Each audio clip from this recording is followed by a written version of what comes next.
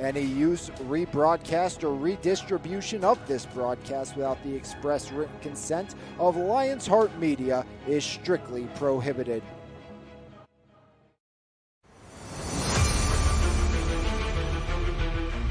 Low snap, Cordes has it, looks to throw, has Cook, he has the record, and he has 6. See you later, touchdown South Allegheny.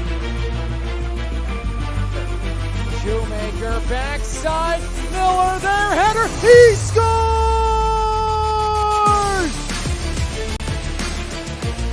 Black cross court deflected, diving dig house, Monac for the win, got it! Looks right side, batted away, well Horsky with the reception, and hauled down by Janko. Looks to throw, comes back across, they set up the screen to Ruffin room to run, there goes Ruffin, running wild into his own man, see you later, 75 yards.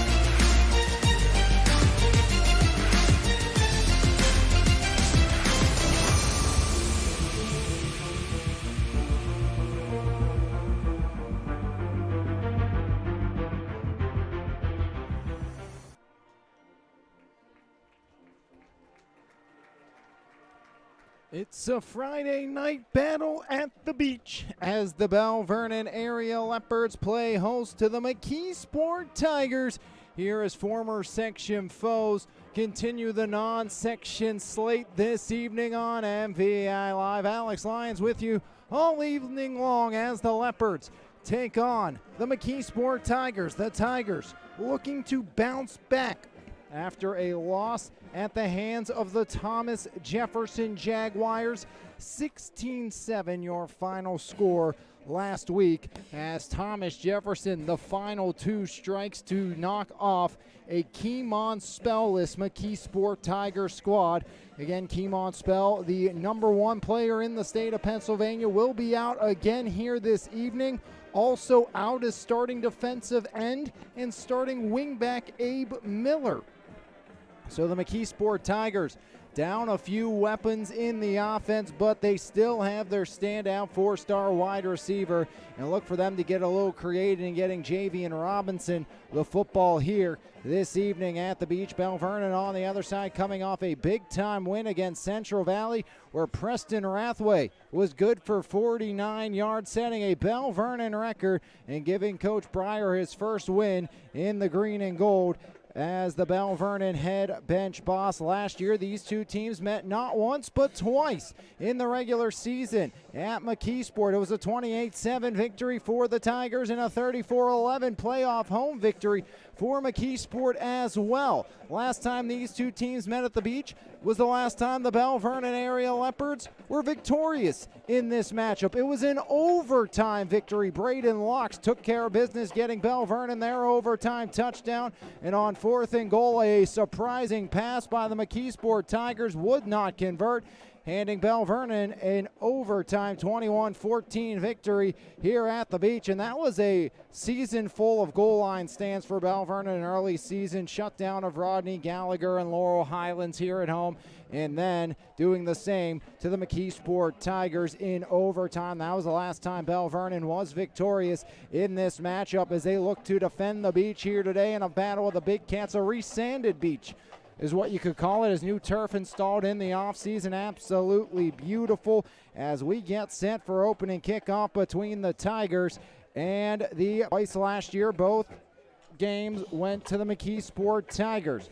As Belle Vernon last year 4-5, 3-2 after back-to-back district and state championship victories, as they will take on South Fayette next week. Will the Belle Vernon Leopards? McKeesport again coming off the loss to the Jaguars, and they will take on Upper St. Clair next week. No Keemon Spell, no Abe Miller this week for the McKeesport Tigers, as they're under first-year signal caller under center. Matt Miller Jr., the senior quarterback, will take the field for the 4th time this season in a starting role. He also was the starting linebacker, Mike linebacker for the Tigers defense last year. Avon Hudson, the man who takes over in the backfield for the McKeesport Tigers. He had a touchdown last week, but also a costly fumble when McKeesport looked like they were going to go up by who scores in that battle with Thomas Jefferson. They were unable to do so before TJ was able to come back. Belle Vernon will welcome Thomas Jefferson into the beach 2 weeks from now. As talking to Coach Breyer, he said it was a great team win last week versus a very good Central Valley team. A lot of guys stepped up in new roles. Cam Janko, Anthony DeCenzo, Caleb Horner worked as running backs in the absence of the yet again injured Diabre Lightfoot, and also no Chase Petrosky last week. Belle Vernon was also missing on the defensive side of the ball as Razkowski was out with an injury. Well, Diabre Lightfoot again, unfortunate injury for him, out for the season once again. Diabre's probably had as bad of luck as anybody when it comes to the injury train for the Belle Vernon Leopards, as getting Petrosky back will be a big add for the Belle Vernon offense under second-year starting quarterback Curdy Wade, who has dreams of a 1,000 season this year for the Belle Vernon Leopards. Again, Preston Rathway, a big-time sequence for the Leopards last year. Not just the 49-yard field goal, but also a 65-yard punt that flipped the field late in the game. And then on the offensive side, Coach Breyer praising the performance of Curdy Wade and Nick Mahalko last week. And Berkstead has been the leader on the defensive side of the football for the Belle Vernon Leopards. Tough conference slate early on for the Leps, and it just helps this team get better and better. A team that's been very good at home, 34 wins in the last 39 attempts here at the beach, as last year was their first back-to-back games lost since 2022. But this is a Belle Vernon team always up to the task against what is a very good McKeesport team. No Keemont Bell, no Abe Miller today, hoping it's no problem trying to get back to the winning ways, as we will take a look at your Lions Heart Media players to watch this evening. First for the Tigers and McKeesport, it's the second most athletic man on the team, maybe the most athletic, but it's the four-star wide receiver, Javian Robinson. As Javian Robinson, an absolute monster of a player for the McKeesport Tigers, as Javian Robinson, one of your Lions Heart Media players to watch. Over 100 receiving yards for Javian Robinson on the season. He has been absolutely brilliant for McKeesport. And again, watch for the Tigers to get Robinson the ball in different ways here this evening. Try to get it in his hands more and get him out in space. We saw a little bit of creativity last week for the McKeesport Tigers, getting Robinson the football in that game. So Javian Robinson, along with Nick Mahalko, your players to watch on both sides of things. And again, if it wasn't for my graphics not wanting to work here, I would have those up on the screen for you with our Lions Heart Media players to watch, but graphics deciding not to overlay here this afternoon or evening for some reason, as we get set for a Friday night beach bash from Belle Vernon between the Belle Vernon area Leopards and the McKeesport Tigers. After a trio of meetings, or a duo of meetings last year, these two teams get set to get underway once again here this evening, as it's Belle Vernon and McKeesport getting set right here on your home for Mon Valley Athletics, MVI Live.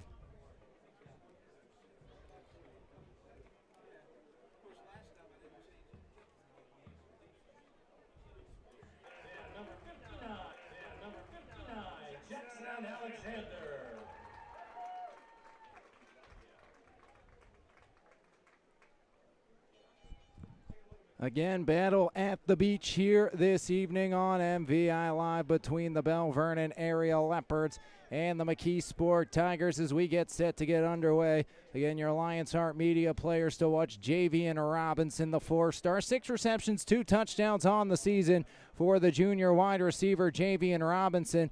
On the other side, it's Nick Mahalko coming off a massive game, 6 receptions as well, 121 and 2 touchdowns on the season for Nick Jip Mahalko, as those are your Lions Heart Media players to watch here this evening before we get underway between the Tigers and the Leopards here on MVI Live. As Matt Miller, the starting quarterback for McKeesport, 16 for 44, 163 and a touchdown, 2 interceptions. Curdy Wade on the other side, 21 of 29, 271, 2 touchdowns, 1 INT. Also 109 on the ground and another strike for Curdy Wade. As Belle, Vernon, and McKeesport get set to get underway here as a big cap battle from the beach between the Tigers and the Leopards here on MVI Live. It will be McKeesport football to start here this evening on the network as the Tigers and the Leopards inching ever closer in the record breaker. Preston Rathway will get set to send us underway. A 49-yard field goal last week for Preston Rathway.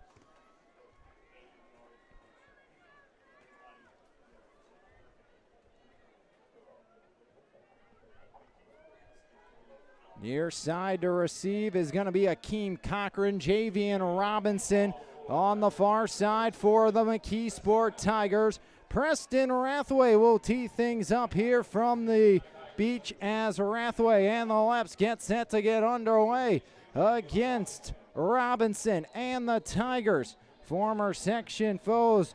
Rivalry renewed here this evening. Belle, Vernon, of course, wants a little bit of revenge from last season's loss that knocked them out of the playoffs. McKeesport trying to get off to a better start than last year and try to get to 2-2 on the season. Foot meets football underway Friday night in September as Akeem Cochran from a yard deep has a touchback, and that will start the Tiger drive at their own 20-yard line as the McKeesport offense will come out. As it's going to be Axel Winovich, Matt Sibilia, Joe Sibilia, Justin Powell, and Caden Daniels. On the offensive line for the McKeesport Tigers, Avon Hudson, the senior tailback, replacing Keemon Spell. Also going to see Nick Bierman working in the backfield as well. So Hudson, the deep back, wing back near side, Javar Everett. As right on the far side, right goes in motion, hand off, Hudson left side of the line, going to be tripped up by Petrosky. Gain of a trio on first down. So second down and 7 for the McKeesport offense as Avant Hudson, the 5'9 senior who found pay dirt last week. Checking out will be Nazir Doherty's for the McKeesport offense. As Joe Sibilia leads the troops to the live, tailback once again Avon Hudson. Wing back near side, Everett, far side right. Janko jumps, and an early flag as Cam Janko, the junior, offsides on the play, barring a Tiger force jump. It's going to be against Janko, so make it second down and short for the Tiger offense. So Cam Janko jumps off side, second down, and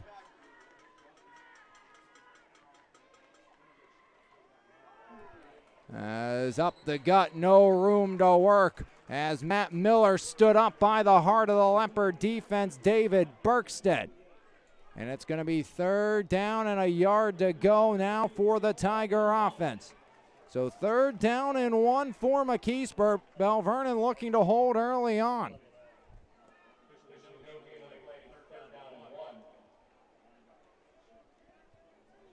Miller under center. Avon Hudson, the deep back, wing back near side right, far side Everett. Robinson, the far side receiver. Everett goes in motion. Pitch out, Everett in space. Everett room to run, and Everett off and flying as Everett to the 30. Wade, last man to beat, and Curdy pushes him out just before the 10 from his own 29. Javier Everett goes down inside the 15. Mark him down at the 13.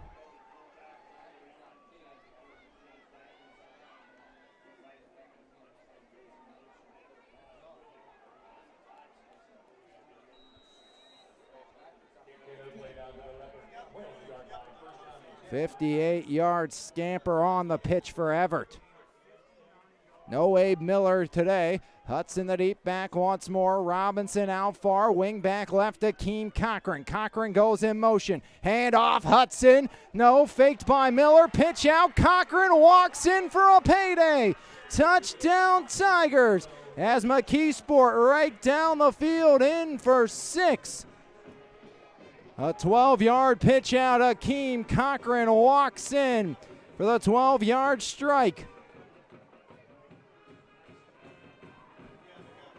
So Cochran, who's carried the ball just 4 times this season, gets the opening drive touchdown. Heasley on to attempt the PAT.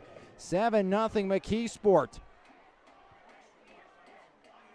As Heasley drives it up and in, and the Tigers out in front. They go 80 yards on the opening drive. 10:26 remaining here in quarter number 1. And it's the McKeesport Tigers 7, the Leopards nothing. As the Tiger defense led by a big 58-yard run by Javier Everett sets up the opening touchdown drive of the game, and now the Belle Vernon offense going to have to look to find a way to answer.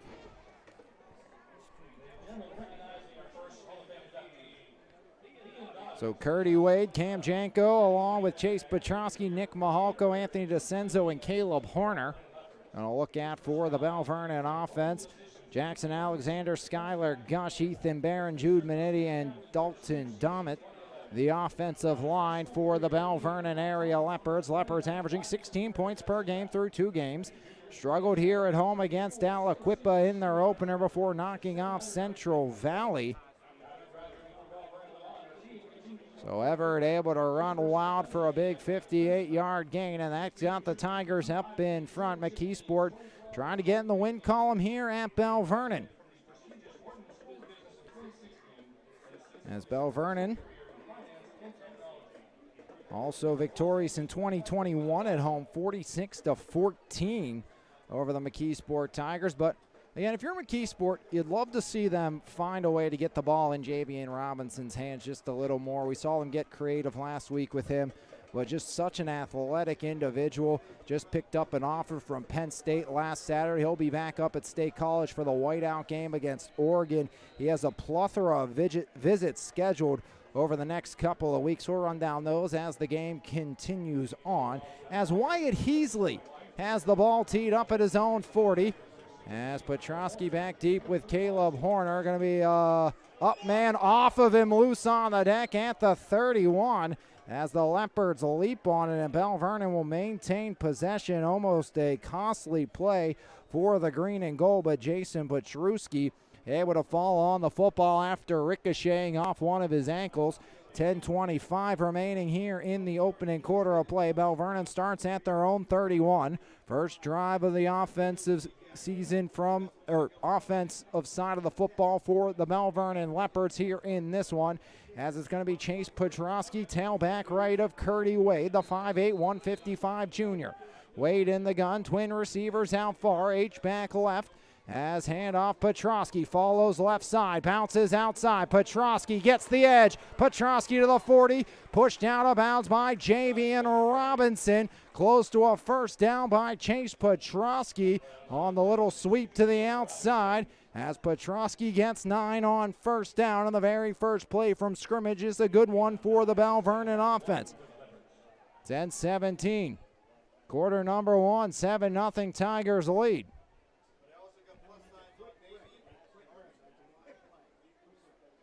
Swindle will check out for the Tigers. Nick Mahalko near side, one-on-one. One receiver up top, Petrosky. Flanking Curdy right side. Hand off Petrosky on 2nd and 1, and he goes backwards.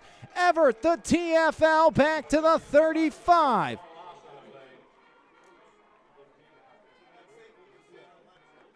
So Everett once again, another big stop for McKeesport. From 2nd and 1 to 3rd down and 5. So Everett, 2 big plays, one on both sides of the football so far. Bergstedt heads out for this play. It's going to be far side receiver for the Leps, 1. Trips at the bottom. As Belle Vernon has Galani along with Petrosky near side. Wade running, pressure coming. Curdy steps upfield to the 40, scampers out of bounds. As Curdy Wade is going to be marked out at the 40-yard line. And it's going to be 4th down and about a yard for Belle Vernon. So Curdy steps out just a yard shy of the line to gain. And does Belle Vernon risk it on their own side of the 50? Very good kicker in Preston Rathway. We'll talk to him at the half. Don't see Preston on the field yet. Curdy and the offense going to stay on. This would be one of those sequences. Maybe you want to give the ball to your big tailback in the 6'2", 225 junior and Cam Janko, as Wade will hurry up to the line. Curdy under center. As Curdy gets the snap, Wade tries left side, powering forward. Wade needed one and got just that. So Curdy Wade on 4th and 1 picks up the one.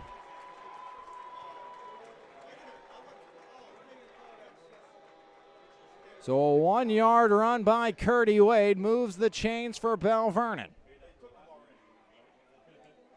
Clock winds, 9:18 here in quarter number 1. As Berkstead back in near side Horner. Far side Mahalko. Coming near side will be Luca Galani as well. Curdy Wade in the gun. Flanking left side Petrosky. Horner goes in motion. Little jet action as Caleb Horner tracked down in the backfield. It's the all-conference linebacker Michael Wright. And another TFL for the Tiger defense. As Michael Wright shoots the gap and knocks down Caleb Horner for a massive loss on first down. Loss of 7. Second down, 17 to go for the Belle Vernon offense. 7-0 the Tigers out in front. Akeem Cochran found pay dirt from 12 yards out. Galani and Mahalko near side with Petrosky. Janko the back this time by.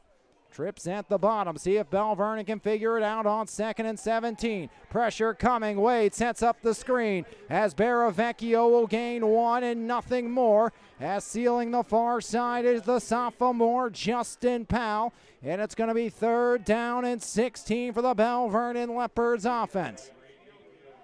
Obvious passing situation for Wade and Belle Vernon.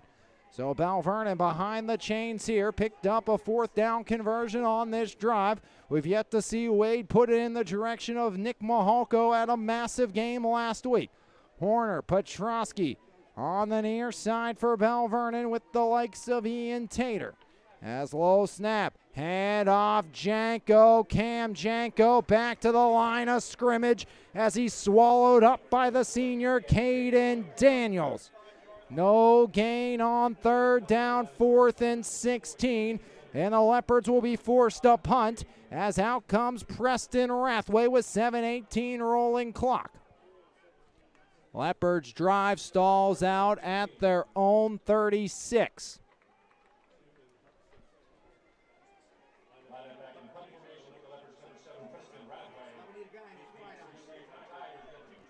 Cochran far side, Robinson near side, Rathway on to punt, averaging 40 yards a boot this season. It's a bad snap. Rathway will pick it up, and Preston gets one away, but it's a high arcer to the near side. Takes a Tiger roll as a negative punt by Rathway off the bad snap.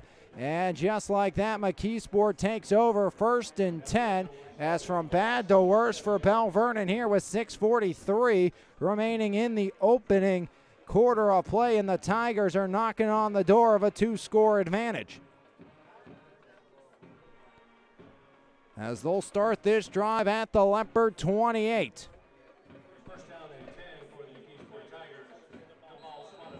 Belle Vernon defense needs to find a way to stiffen. Joe Sibilia leads the troops to the line. Miller under center. Tailback deep of Von Hudson. Cochran goes in motion. Hudson right side. No. Kept by Miller. Pitch out. Cochran once again. Running wild. Flag flies. Drugged down at the 1-yard line as Cochran stops short of the end zone. And wait to see the laundry on the far side. And if this one's coming back.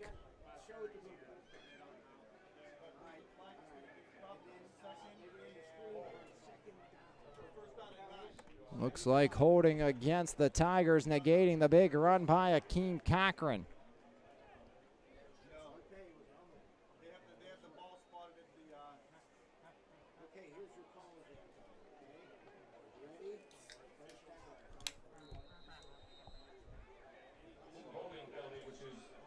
So it'll be a first down and 9 after the penalty for the McKeesport offense. Clock ticks inside a 6.5.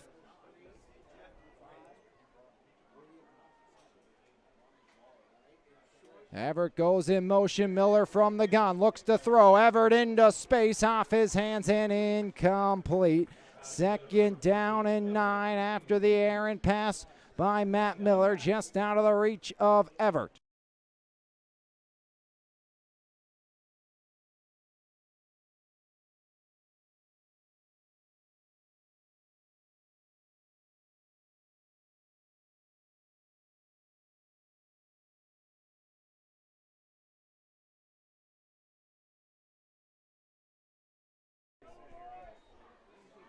Second down and 9 after the incompletion. Huts in the deep back. Everett goes in motion, hand off. Hudson met in the backfield as the Belle Vernon defense stiffens once again, and it's going to be third down as 2 downs to get it for the McKeesport Tigers.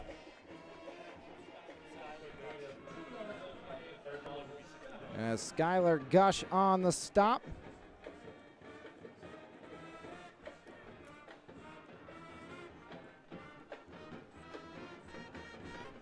Third down and 7. Robinson out far to aid the pressure. Wing back in motion. Miller looks to throw. Miller fires it right wide open. And Mike Wright into the end zone. Touchdown Tigers from 25 yards away. Mike Wright finds a payday. So a 25-yard pitch and catch. Miller to Wright.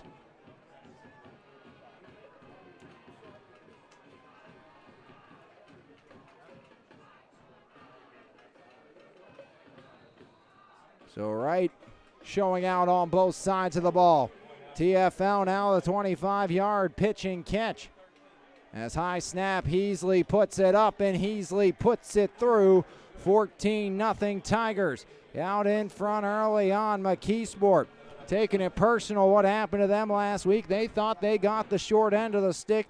Thought Javian Robinson should have had a big-time touchdown. Instead, it was a 4th down turnover on downs, and McKeesport has come to the beach and absolutely dominated on the offensive and defensive side of the football.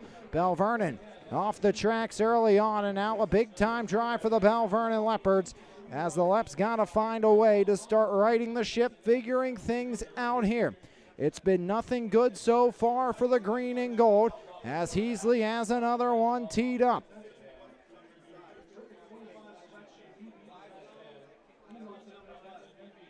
$14-0 McKeesport leads here in the opening quarter of play. Passing touchdown number 2 on the season for Matt Miller. First-year starting quarterback, baseball player as well. Daniels Powell, the offensive lineman, doing a brilliant job. Up man, there's Nick Mahalko from the 21. As Nick Mahalko slammed down shy of the 30. As the McKeesport defense right to the football, knocking down Mahalko. In return coverage is Peterson. So first down and 10 now for the Belle Vernon offense. Leopards inside their own 30 at the 28-yard line. Mahalko, a multi-sport athlete, part of the Ringgold hockey team as well. And also was my line mate this summer. Getting to play some hockey with Nick down the road at Bills, and also with Belle Vernon wide receiver Caleb Horner, who plays for Team USA ball hockey. Leps from their own 28. Curdy Wade in the gun. Sidecar right. Chase Petrosky. Wade brings Galani in motion through the legs of Wade. Curdy trying to run loose and nowhere to go. Sheridan first to the ball, knocking down Curdy Wade for a loss. So Belle Vernon goes backwards for the 3rd time already this contest. Second down and 18 to go for the Belle Vernon Leopards. 14-0 the Tigers out in front. No Keemon, no problem so far tonight for the Tigers of McKeesport. As Belle resting up most likely for conference play. They have Upper St. Clair next week. Keemon played part of the first series, and that was it against the Jaguars. As the Leps will call a timeout, we'll step aside as well. The McKeesport Tigers 14, the Belle Vernon Leopards nothing. Leopards behind the sticks looking to figure it out when we come back right here on MVI Live. There's no better way to start your morning than with a fresh cup of coffee, and why not start with the best? Three-time Mon Valley favorite winner, His Place Coffee, Community and More, located at 103rd Street in Monessen. Open Monday through Saturday, 6 a.m. to 2 p.m. We have something for everyone. From our fresh brewed coffee, refreshing cold brews, house-made lattes, fraps, and so much more. If you can't decide 4 days of the week, I'll personally be there to help you craft the perfect drink for your needs. We're also serving up house-made breakfast and lunch paninis, homemade baked goods with gluten and dairy-free options available. We are so much more than just a coffee shop, offering community outreach, including Kids Craft Day and Story Time. There's always something new brewing, and we can't wait to see you at His Place Coffee, Community and More.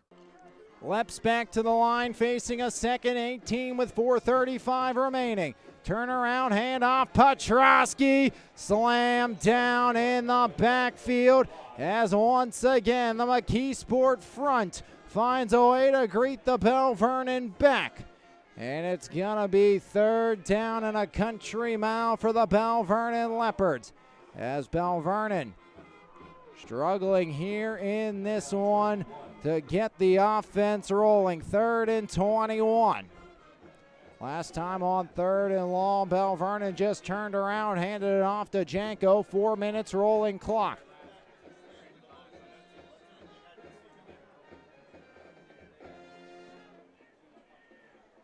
As Akeem Cochran going to have to come off the field, and doesn't understand. I think maybe something on the jersey of Cochran, so they're going to bring in Joe Sibilia.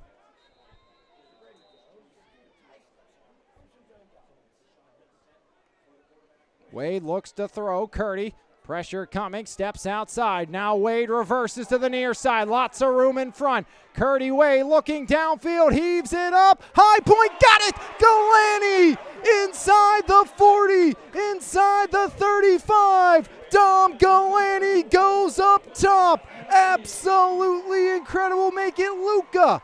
As Luca Galani, absolutely sensational. His older brother Dom, a staple for years, and Luca Galani for 55 yards.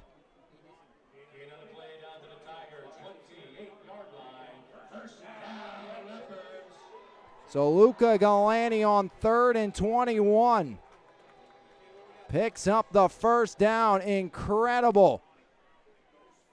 As Wade improvised as much as he could. 3:18 remaining. Belle Vernon able to get back into this. Remember that one. As Petrosky just stutters forward back to the line of scrimmage as he was tripped up by Nick Bierman.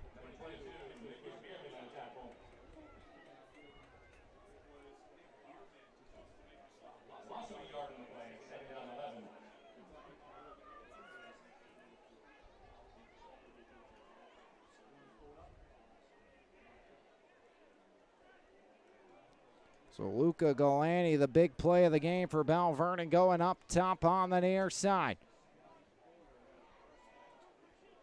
14-0. Tigers lead the Leopards. Twin receivers up top. Near side, Tater Wade in the pistol. Rolls out left side. Curdy looking downfield. Has Mahalko a little late. Drags the toe, and Nick Mahalko picks up 11 and moves the chains. Curdy Wade keeping his eyes downfield, finds Mahalko for the first down. Gain of 11, Wade to Mahalko.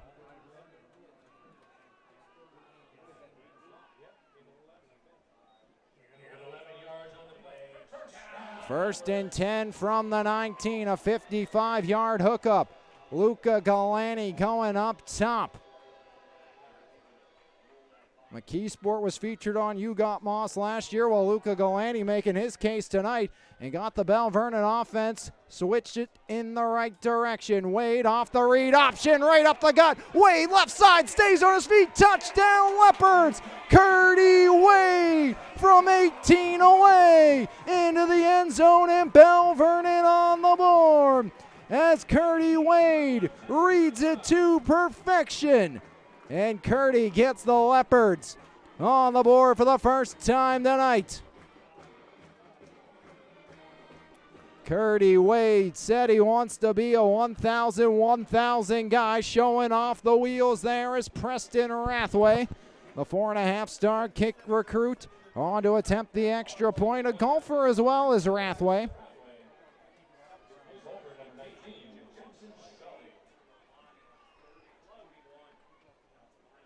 14-6, Belle Vernon, a big-time answer. Good snap, good hold. Kick by Rathway is drilled as Preston Rathway cuts the deficit down to 7.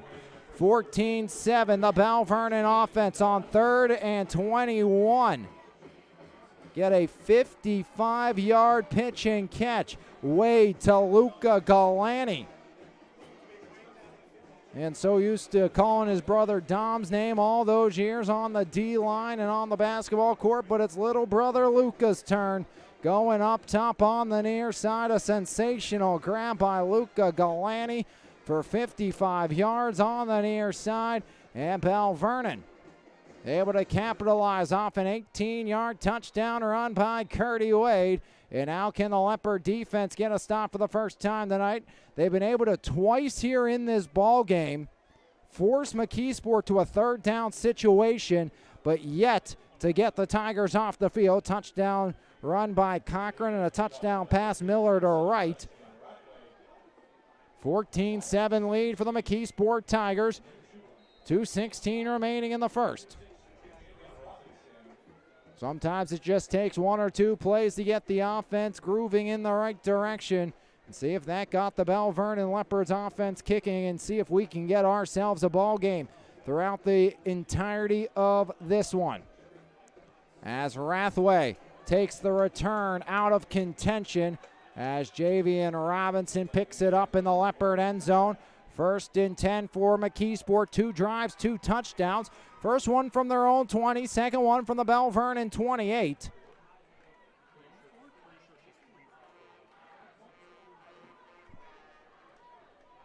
Around Belle Vernon, another athletics for the Leps. The boys soccer team got a massive double overtime 1-0 victory over Franklin Regional. An upset win inside of conference play. Landon Bell, the OT winner. Earlier this week on Tuesday, a massive upset for Belle Vernon and a huge section win after a loss against York. Matt Miller under center, Nick Bierman the back. As Miller drops the pass, up top looking for Robinson, intercepted! Flag flies as Curdy Wade going back the other way. This one looks like it will come back, but Curdy down the sideline inside the 10. Hand fighting with Robinson. That's where the flag flew, and we'll wait and see. As it looks like Curdy Wade's INT will take away a monumental interception. It was a little underthrown to Robinson. Last week, Robinson didn't get the call. This week, he will.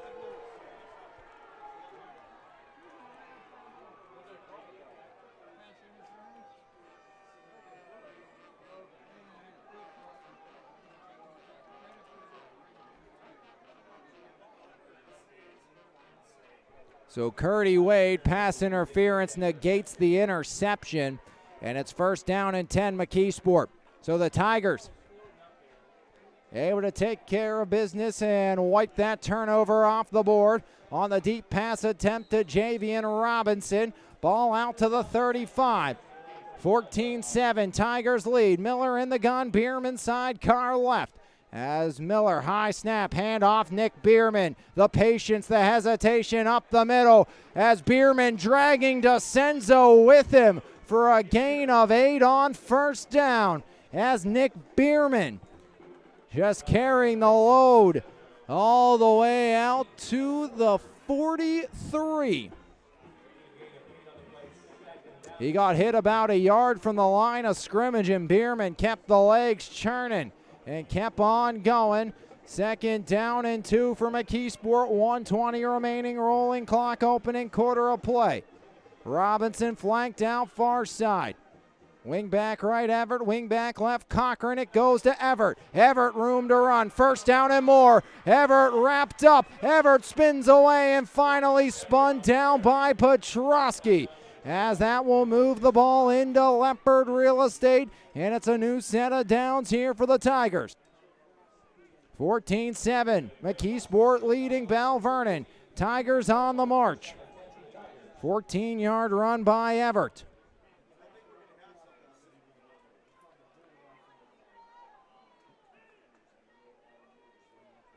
And drive started with a taken away interception from Wade. Cochran goes in motion. Hand off Everett again as Everett swallowed up at the line of scrimmage. It's DeCenzo sealing the edge with some help from Jude Manetti on what might be the final play of the opening quarter. Tigers a 14-0 lead. Belle Vernon was able to get back on the board. Curdy Wade from 18 yards away. And it's 14-7 after 1 right here on MVI Live, as Miller will head back to the huddle, but looks like no play will come, down to 5. And 14-7, Tigers lead, and after the first chapter of this one right here on MVI Live. With over 30 years of experience, RTI Insurance Services is the clear choice in insurance providers for both individuals and businesses. At RTI, we've been upholding the highest standard of fiduciary responsibility for our clients. For your insurance needs, contact Mike Williamson at 724-263-0359. RTI Insurance Services, we've got you covered.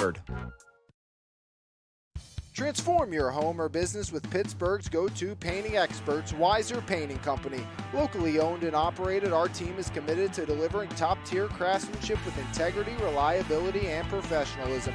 From the first consultation to the final brushstroke, we ensure a seamless, stress-free experience. Whether you're refreshing your home's interior or protecting your commercial property, you can count on us. Call today for your free quote at 412-559-8515. Weiser Painting Company, lasting quality and superior service. One chapter written as the first has come to a close. The Tigers lead at 14-7.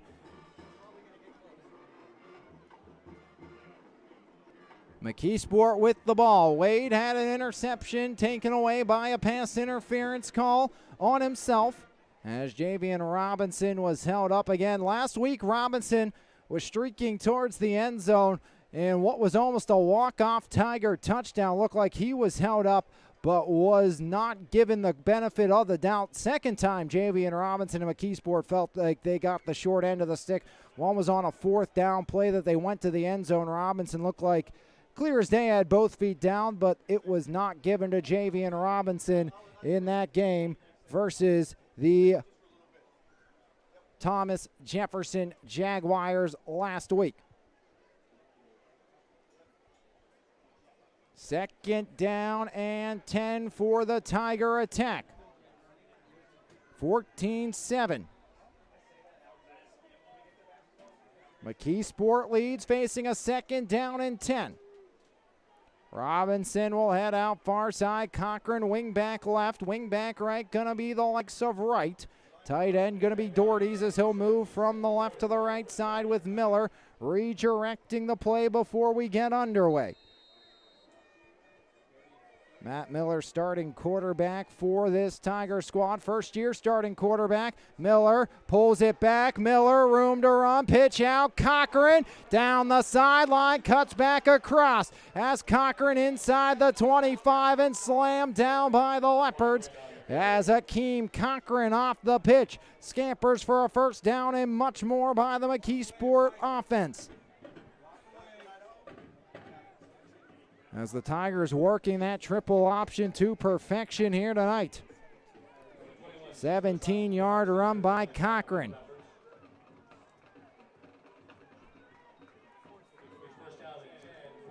Fourth first down of the game for the McKeesport offense here in quarter number 2. Bierman the back, Miller under center. As Miller, double reverse, they get it to Robinson. Robinson gets the edge. Javian Robinson down to the 15. Going to be close to a first down. Ball came loose at the end. Bergstedt has it, but they say Robinson was down first. So Javian Robinson almost coughs it up. Second near turnover on this drive for Belle Vernon, and it's going to be 2nd down and 1.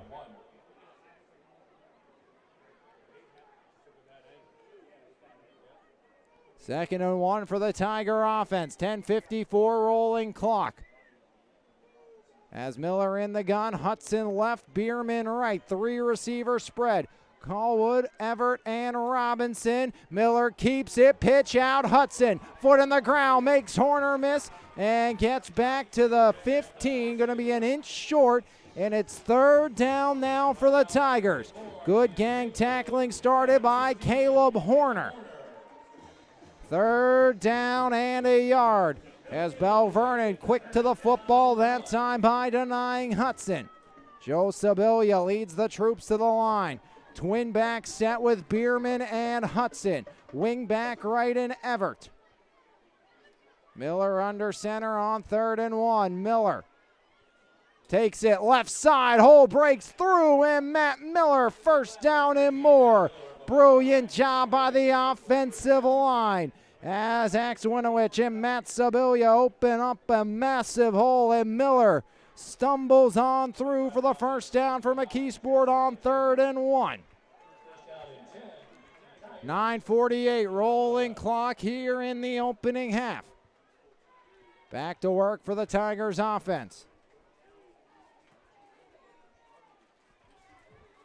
Robinson out near side. Stinson far side. Everett in motion.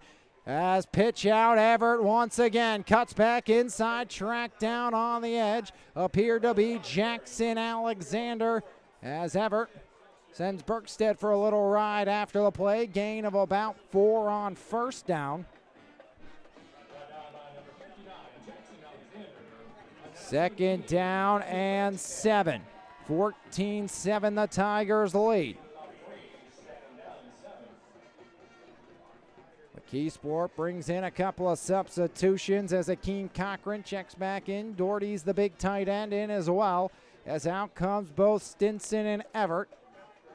Joe Sibilia leads the troops to the line. Robinson out near side, Hudson the deep back. Right goes in motion, right, left side, rumbling down to the 3. Going to be close to a first down on 2nd down as Mike Wright right through the left side, but lost the football, and Belle Vernon comes away with it. Anthony DeCenzo with the fumble recovery, 3rd time the charm. Belle Vernon twice before thought they had a takeaway, but it's Anthony DeCenzo with the takeaway for the Leps, and Belle Vernon in a 7-point game takes over at their own 4.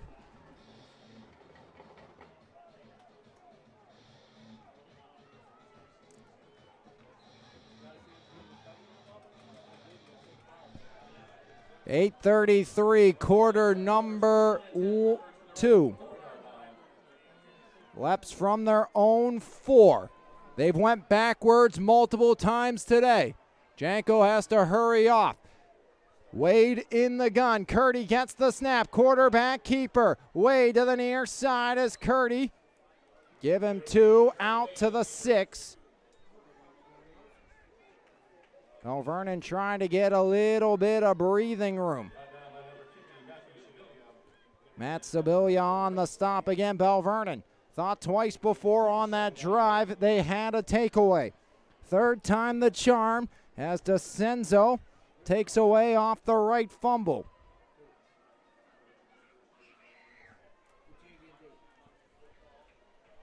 Second down and 8, 7:65, Wade in the gun, Janko sidecar left. Four receivers spread out amongst the formation. Wade will look to throw from his own end zone. Wade rolls out. Curdy across the middle. Horner at the 20, cuts outside. Hauled down by Robinson with a flag in late.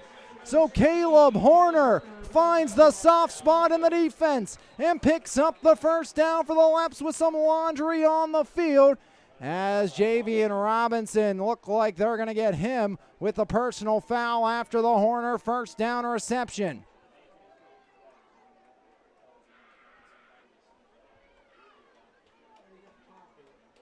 As the officials conclave, both teams will conclave at their respective benches as well. 7:41 remaining in the opening half, 14-7. Belle Vernon trailing the McKeesport Tigers. Tigers are up 14-0. As a face mask against JV and Robinson and McKeesport.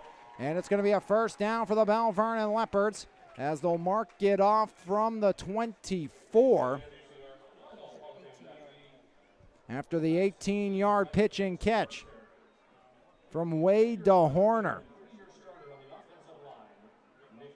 Curdy's looked very good here tonight for Belle Vernon as the ball moves all the way out to the Leopard 39. Some big-time passes and a big-time run for Curdy Wade here in this ball game.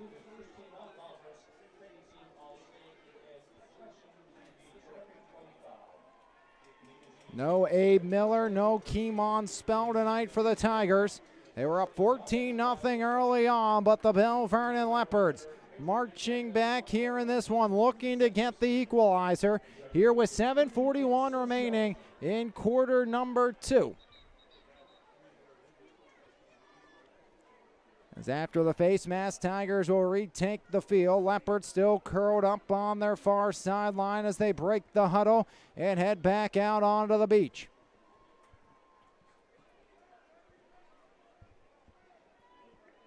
Mahalko at the bottom of the screen with those neon yellow gloves. Then it's DeCenzo, pistol formation for Wade. Cam Janko the back. Extra help on the left side of the line, and Baravecchio. Berkstead right side, hard count, got the Leopards line moving early. So Belle Vernon will back up off the false start. So first down and 15 after the Belle Vernon penalty. Third penalty against Belle Vernon here in this ball game. So first down and 15. Mahalko and DeCenzo still near side. Same formation for the Leps. Janko stays the deep back at the 25-yard line. Wade turns over, hands it off to Janko. Cam Janko trying to churn the legs forward, but he goes nowhere but backwards. As the heart of that line, led by Axe Winowich, able to pull him backwards. As Winowich, the 6'2 junior, knocks him back for a loss, and it's going to be second down and 16 now for Belle Vernon.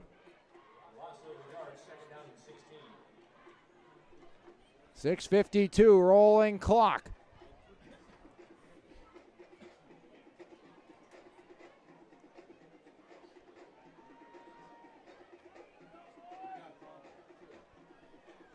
Petrosky going to be the back right side of Curdy Wade. Horner goes into motion. Wade gets the snap. Curdy has time, now rolls out. Wade steps up, Wade deep across the middle. Incomplete, just too high. Petrosky knows he should have had it at the midfield stripe. As in and out of his hands, incomplete, and it's third down and 16 for the Leopards. Chase Petrosky in and out of his hands. Could not convert on the grab. Cochran will come in defensively. Has an extra DB coming in for the McKeesport defense, Justin Powell to the sideline. Belle Vernon, last time they were behind the sticks on third down was Luca Galani with a sensational grab over the top. Third and 16, Wade in the pistol. DeCenzo, Mahalko, and Petrosky. Bottom to top on your screen.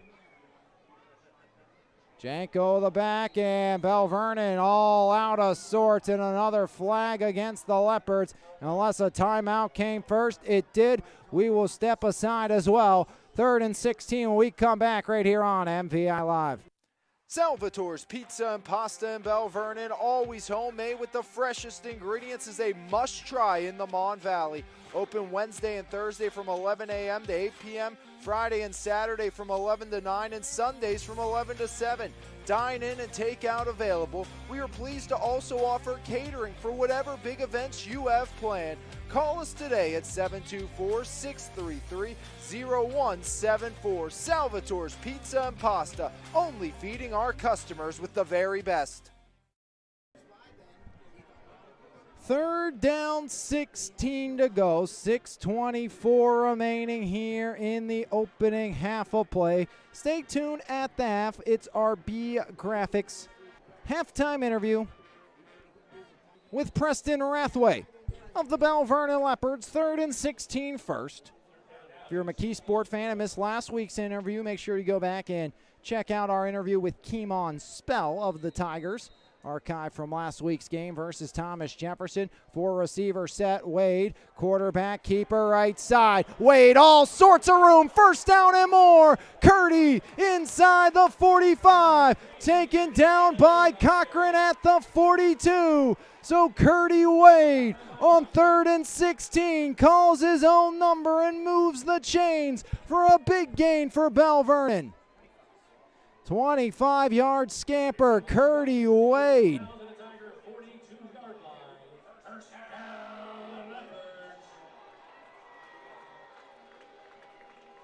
So Curdy Wade keeps the drive alive. Wade's had a monumental opening half here in this one. Horner goes in motion, fakes the pop. Wade keeps it right side, squirts through the hole.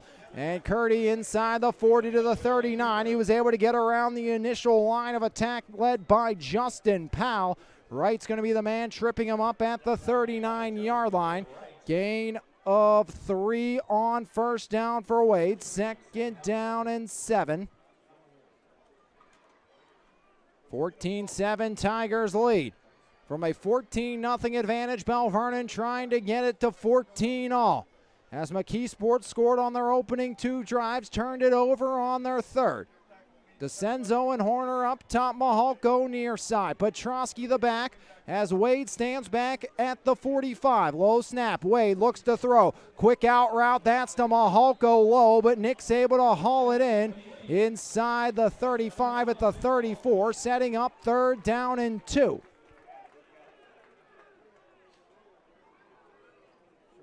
Wade looks like a grizzled veteran leading this offense right now.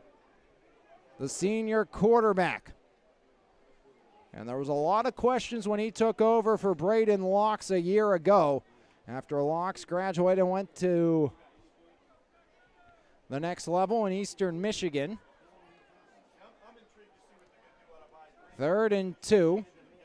Rathway hit from 49 a week ago.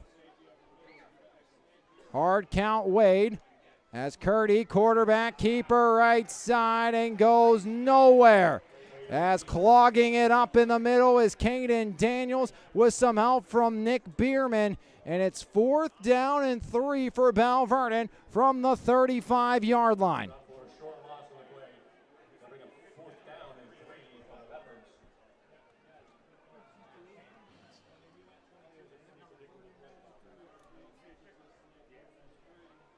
No Rathway on the field, so Belle Vernon's going to keep the offense out. Nick Mahalko near side, Horner DeCenzo up top. Wade's going to have Petrosky in the backfield on this 4th and 3. 3:33 remaining here, opening half. Wade rolls out right side. Curdy looking to get the edge, fires it downfield, and it's intercepted, but out of bounds. Javian Robinson took it away. An interception. The one time you're glad it's not one for Javian Robinson. That will give McKeesport better field position. Surprised Wade didn't try to take off with that one, but it's a turnover on downs and the Tigers defense stands.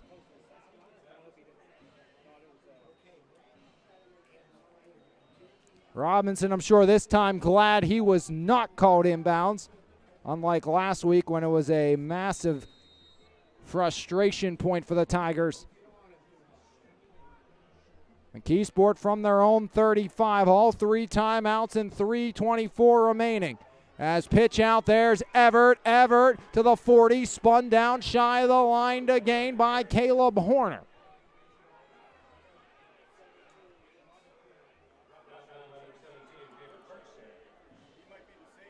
Berkstead in as well, 2nd and 2.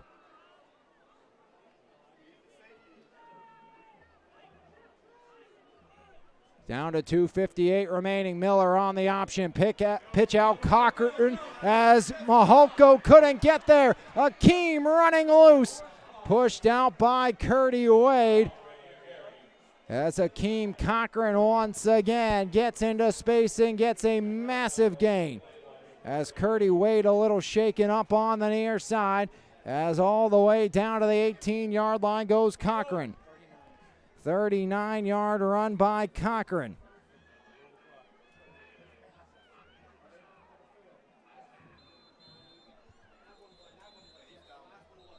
So Curdy Wade goes down, injury timeout. They will tend to Wade after the 39-yard run, and we'll step away right here on MVI Live.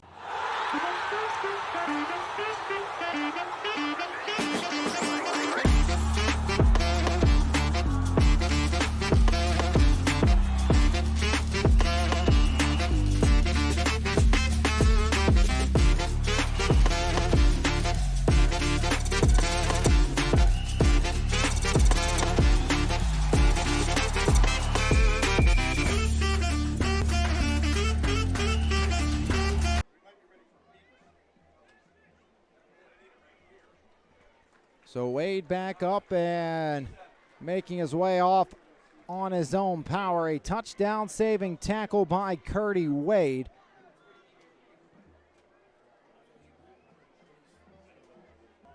And a big thank you to all of our sponsors here on MVI Live, helping bring you this game for free. And our newest sponsor, Salvatore's Pizza and Pasta in Belle Vernon. I know after tonight's game I'll be enjoying some pizza from our good friends at Salvatore's. Of course, our friends at Weiser Painting Company sponsoring our player of the game, RTI Insurance Services. Douglas Education Center, B Graphics sponsors our halftime interview today with Preston Rathway, LJ Pallets and more. Janelle Carpenter, Hoods Up, His Place Coffee, Community More, Court Time, TC Customized, and Elite Physical Therapy. I formation, Hudson dotting it as Miller. Hand off, Hudson, right side, gets the edge, and forced out by Maholko and Petrosky, but he gets inside the 10, down to the 7-yard line. As Vaughn Hudson once again using his legs to his advantage. First down and goal for the McKeesport Tigers. First down and goal for the Tigers from their Leopard 7-yard line. Robinson out far, Galani guarding, I formation here. Hand off Hudson, tripped up by the right side of the defensive line. David Berkstead leading the way. Calder was trying to lead the blocking for the McKeesport offense. Going to be 2nd down and goal now for the Tigers. 1:55 rolling clock. If you're McKeesport, you work it right. You don't have to let Belle Vernon have one last crack at it. Leps will get the ball to start. Half number 2 will be an extended halftime here on Hall of Fame night. Coulter in the middle, deep back, Hudson Robinson, one-on-one with Maholko on the near side. Matt Miller, hand off of on Hudson. Horner meets him in the hole, and Petrosky and Berkstead drive him down to the deck. As it's going to be 3rd down and goal. The Belle Vernon defensive front stiffening there. Caleb Horner, first man to the ball, stopping Hudson in his tracks and allowed the Leopards to gang tackle at the 5. 3rd and goal from the 5. Clock ticks down towards 1 minute remaining. Right now in the middle, Bierman dotting the I. They're going with a little more thunder. And a timeout first by the Tigers. As Coach Matt Miller will use his first timeout with 56.2 seconds remaining. He'll try to figure out 3rd and goal. We'll see if he can. when we come back right here on MVI Live. Douglas Education Center is right here at home, fast, focused, and hands-on. Our short-term programs take you from the classroom to a career in months, not years. With small classes, real equipment, and instructors who've done the work, you'll build the skills you need for a family-sustainable future. From day one to hired, we're in your corner. Douglas Education Center, changing lives every day. Start now at dec.edu. Third down and goal. 7-point lead for McKeesport over Belle Vernon. Tigers got up 14-0 halfway through the opening quarter of play. A 58-yard run by Everett set up the 12-yard Cochran touchdown. After Belle Vernon was forced to punt, it was a 25-yard Miller touchdown pass to right. After a bad snap and a negative punt. As into the end zone, Bierman with flags flying.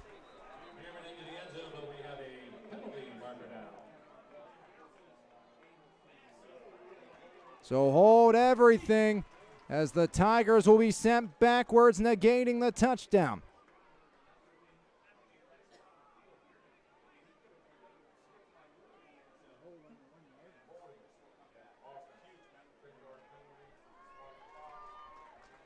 So Bierman gets into the end zone, negating the touchdown. So third down and goal from the 11 after the penalty. With 51.2 seconds remaining, another timeout used. Leopards will use their final timeout before this third and goal.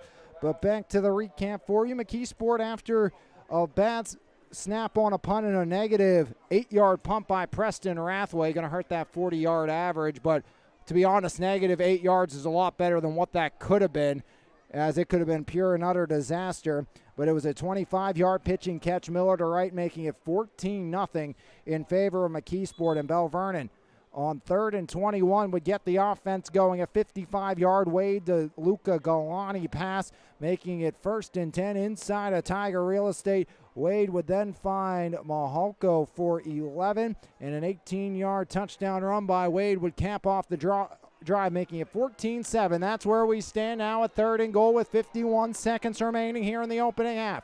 Bierman the back. Miller keeps it in his pocket. Pitch out Cochran. Cochran gets the edge, cuts inside, slips away, and Cochran going to be stood up at the 5. Janko with some help from Horner as they knock down Cochran, and it's 4th and goal from the 5.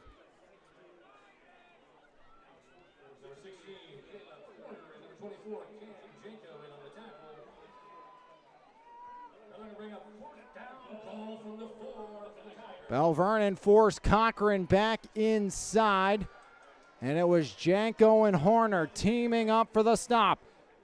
1 or 2 timeouts left for McKeesport. They're going to bring on Heasley. They're going to take this clock probably all the way down. Tigers can take a timeout. Matt Miller will be the holder. Down to 10 seconds, and you imagine they're going to take a timeout with about 2-3 seconds left as clock will go down to 4. So Belle Vernon will not get the football back in this half. And McKeesport going to try to make it a 2-possession game going into the break as the Tigers take their penultimate timeout of the half, but it most likely will be their last, as with just 4.7 seconds left, McKeesport going to talk over the field goal attempt for Heasley. 14-7 Tigers lead. They were knocking on the door on their 3rd drive as well before Wright coughed it up. DeCenzo recovered. Belle Vernon would be stopped on a 4th and 3 at the Tiger 35. That's this drive here. McKeesport's held on to the football for the last 3 minutes and 20 seconds. Got it with 3:24 left. It's a 21-yard attempt. So Wyatt Heasley from the left hash. Miller the hold. Good snap, good hold. The kick by Heasley is up. The kick by Heasley is no good. He missed it, and the Leopards defense stiffens. And it's a 14-7 game at the half as Belle Vernon and McKeesport deadlocked at the break right here on MVI Live as we've hit the half. McKeesport a 14-0 lead. It's now 14-7. At the break, the Tigers lead the Leopards. A no-good field goal, keeping it a one-possession game as we have hit the half. It has been a sprint so far. A quick recap, then B Graphics halftime interview with Preston Rathway of the Belle Vernon area Leopards. Everett, a 58-yard run, would set up a 12-yard Cochran touchdown run after a TFL by Everett, forcing a 4th down and 1. Curdy Wade would pick up the line to gain right, would push the Leopards backwards and force a pump by Preston Rathway. It was a bad snap. Rathway ran all the way back to his goal line, picked it up and skied one for a -8-yard punt. 25-yard pitch and catch. Miller to right for the touchdown, made it 14-0. Belle Vernon was faced with a 3rd and 21 on the ensuing drive near sideline as going up and get it. Luca Galani for 55 yards, keeping the drive alive. Wade would find Mahalko for 11, setting up his 18-yard touchdown run, making it 14-7 in favor of the Tigers. On the ensuing drive, Curdy Wade thought he picked off and did indeed pick off Matt Miller, but it was called back for pass interference on Wade, negating the interception by Curdy. Then a 14-yard run by Everett and a 17-yard run by Cochran would eventually set up the Tigers deep in Leopard real estate, but Wright would cough it up. Recovered by DeCenzo, making it 1st and 10. Belle Vernon from their own 4. Belle Vernon would move it down into McKeesport territory, but would turn it over on 4th down and 3. Robinson would knock away the pass, and on the ensuing drive, the Tigers would get the ball back with 3:24 remaining, go all the way down to the 5-yard line. All started with a 39-yard run by Cochran. Touchdown saving tackle by Wade, as Wade tracked him down for the stop. Bierman would go into the end zone, negated off a hold, so back up the Tigers to 3rd and goal from the 11. They would get it to the 5, attempt a 21-yard field goal as time expired, as Heasley unable to hit, and it's 14-7 at the break right here on MVI Live as the Tigers out in front. Leopards waiting in the wings, trying to creep back even. They'll get the ball to start half number 2, and we'll have that when we come back. Right here on MVI Live will be our B Graphics halftime interview with Preston Rathway, the kid with the big leg for Belle Vernon, right here on MVI Live. There's no better way to start your morning than with a fresh cup of coffee, and why not start with the best? 3-time Mon Valley favorite winner, His Place Coffee, Community and More, located at 103rd Street in Menneson. Open Monday through Saturday, 6 a.m. to 2 p.m. We have something for everyone. From our fresh brewed coffee, refreshing cold brews, house-made lattes, fraps, and so much more. If you can't decide 4 days of the week, I'll personally be there to help you craft the perfect drink for your needs. We're also serving up house-made breakfast and lunch paninis, homemade baked goods with gluten and dairy-free options available. We are so much more than just a coffee shop, offering community outreach, including Kids Craft Day and Story Time. There's always something new brewing, and we can't wait to see you at His Place Coffee, Community and More. This is Alex Lyons, and most of you know me as the voice of MVI Live, but that's only part of the story. I'm also the youth director of the Ignite Middle School and High School Youth Group at the Christian Center Church, and I would like to personally invite you to join me and my team starting Wednesday, September 10th from 6:30 to 8 p.m. at 130 Charity Lane for fun, fellowship, and the Word of God. I can't wait to see you there. For more information, call or text me at 724-562-3248. Douglas Education Center is right here at home, fast, focused, and hands-on. Our short-term programs take you from the classroom to a career in months, not years. With small classes, real equipment, and instructors who've done the work, you'll build the skills you need for a family-sustainable future. From day one to hired, we're in your corner. Douglas Education Center, changing lives every day. Start now at dec.edu.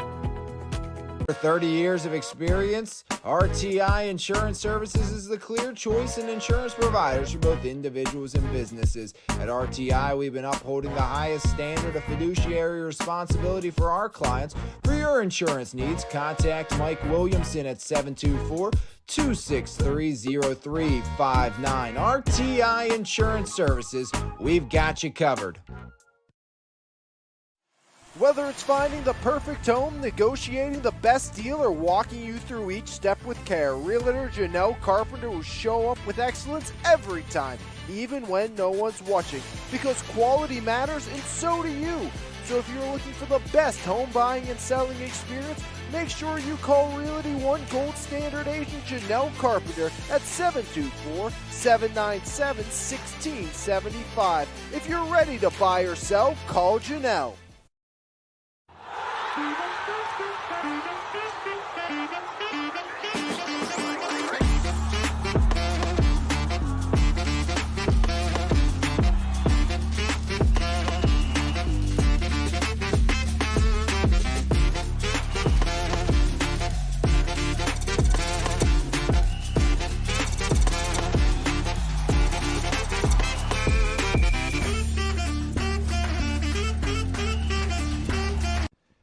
Halftime here on MVI Live. It's our B Graphics halftime interview with Preston Rathway of the Belle Vernon Leopards. First off, Preston, really appreciate you taking time to do this with me. Thank you. Thank you for having me. I appreciate it. So, Preston, we're just going to get into it right away. Start with the big thing. Last week, Central Valley, new record at Belle Vernon, 49-yard field goal. First off, what does it mean to be the new record holder in that category? I mean, it's everything. I mean, you work hard all week. I mean, all week, every week for Friday nights, and then all summer, even as a kicker, you go to camps. You spend all this money on camps, and then you work out all summer, and it's just, it's great. I mean, the hard work pays off, and you see that, and it really boosts your confidence in a way. I mean, it's just great. It's a great feeling. So, but yeah, it's just great. I love it.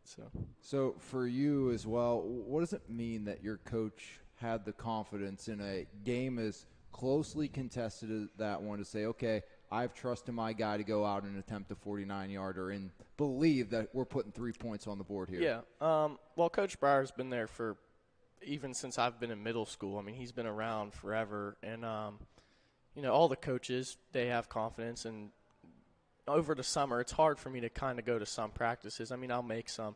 But, again, like I'm at camp, so he knows that too. I always text him, shoot him a text, hey, Coach, I'm not going to be here. So he knows I'm working out up there, up in Buffalo and stuff like that. So here I do that, and then all the other coaches know that. And then it's just the trust and the confidence he has in me. It builds my confidence in a way. I mean, a lot of kickers don't get that. A lot of coaches are like, kickers and all this. But even Coach Humbert, when I was there my sophomore year, both of them, the special teams aspect was big for them, and the confidence they had in me, it was great. I mean, it's great to know you have a coach that believes in you, and it just builds your confidence. And, obviously kind of an interesting journey to where you're at now in your athletic career, because I remember when I first covered you, it may have been on the beach, but it was for soccer. Yeah. Back in your freshman year, and then, full steam ahead to the, football to being a district and state champion. Yeah. What has that journey been like for you to go from really a very talented freshman soccer player to now a very highly sought after kicker? Yeah. Even middle school, I was going to kick 8th grade year, and I played, and I tore my ACL because they wanted me to play wide receiver and kicker, and I was going to do both. And I was decent at wide receiver, but I ran a straight route, tore my ACL, and then my freshman year, I'm a student athlete. In my eyes, student comes first, athlete comes second. That's the way I look at it. Grades are always number one. So I played golf, then I played soccer, and then Coach Humbert and I talked about it. I was going to play my freshman year, and I just didn't know how it was going to be with school and my grades, so I want to keep those up. And here I just didn't play my freshman year, and then sophomore year, my dad and I had a talk about it, and we were like, okay, let's do it. And my freshman year was my brother's senior year for soccer, so that I didn't want to, get a risk of getting injured and stuff there. So we did that, and sophomore year, that's just when it kicked off, and Willie Schwera taught me everything, and then I started going to camps, and then it just built up from there. And I just when I kicked a 40-yard field goal summertime with Coach Frank and Willie, I loved it. I was like, as soon as I saw it go through the uprights, I'm like, man, I want to do this forever. So that's just where it started, and now it's just going up and up and up from there, and hopefully it keeps going. So that's pretty much it. Yeah, and you had that, how helpful was it to have Willie with you, even with his injury he had to deal with through that first couple of years till you kind of took over at the helm solely? Yeah, Willie was great. Willie, even when Willie was hurt, he couldn't play the first week against Laurel Highlands, and I kicked off and I kicked and everything.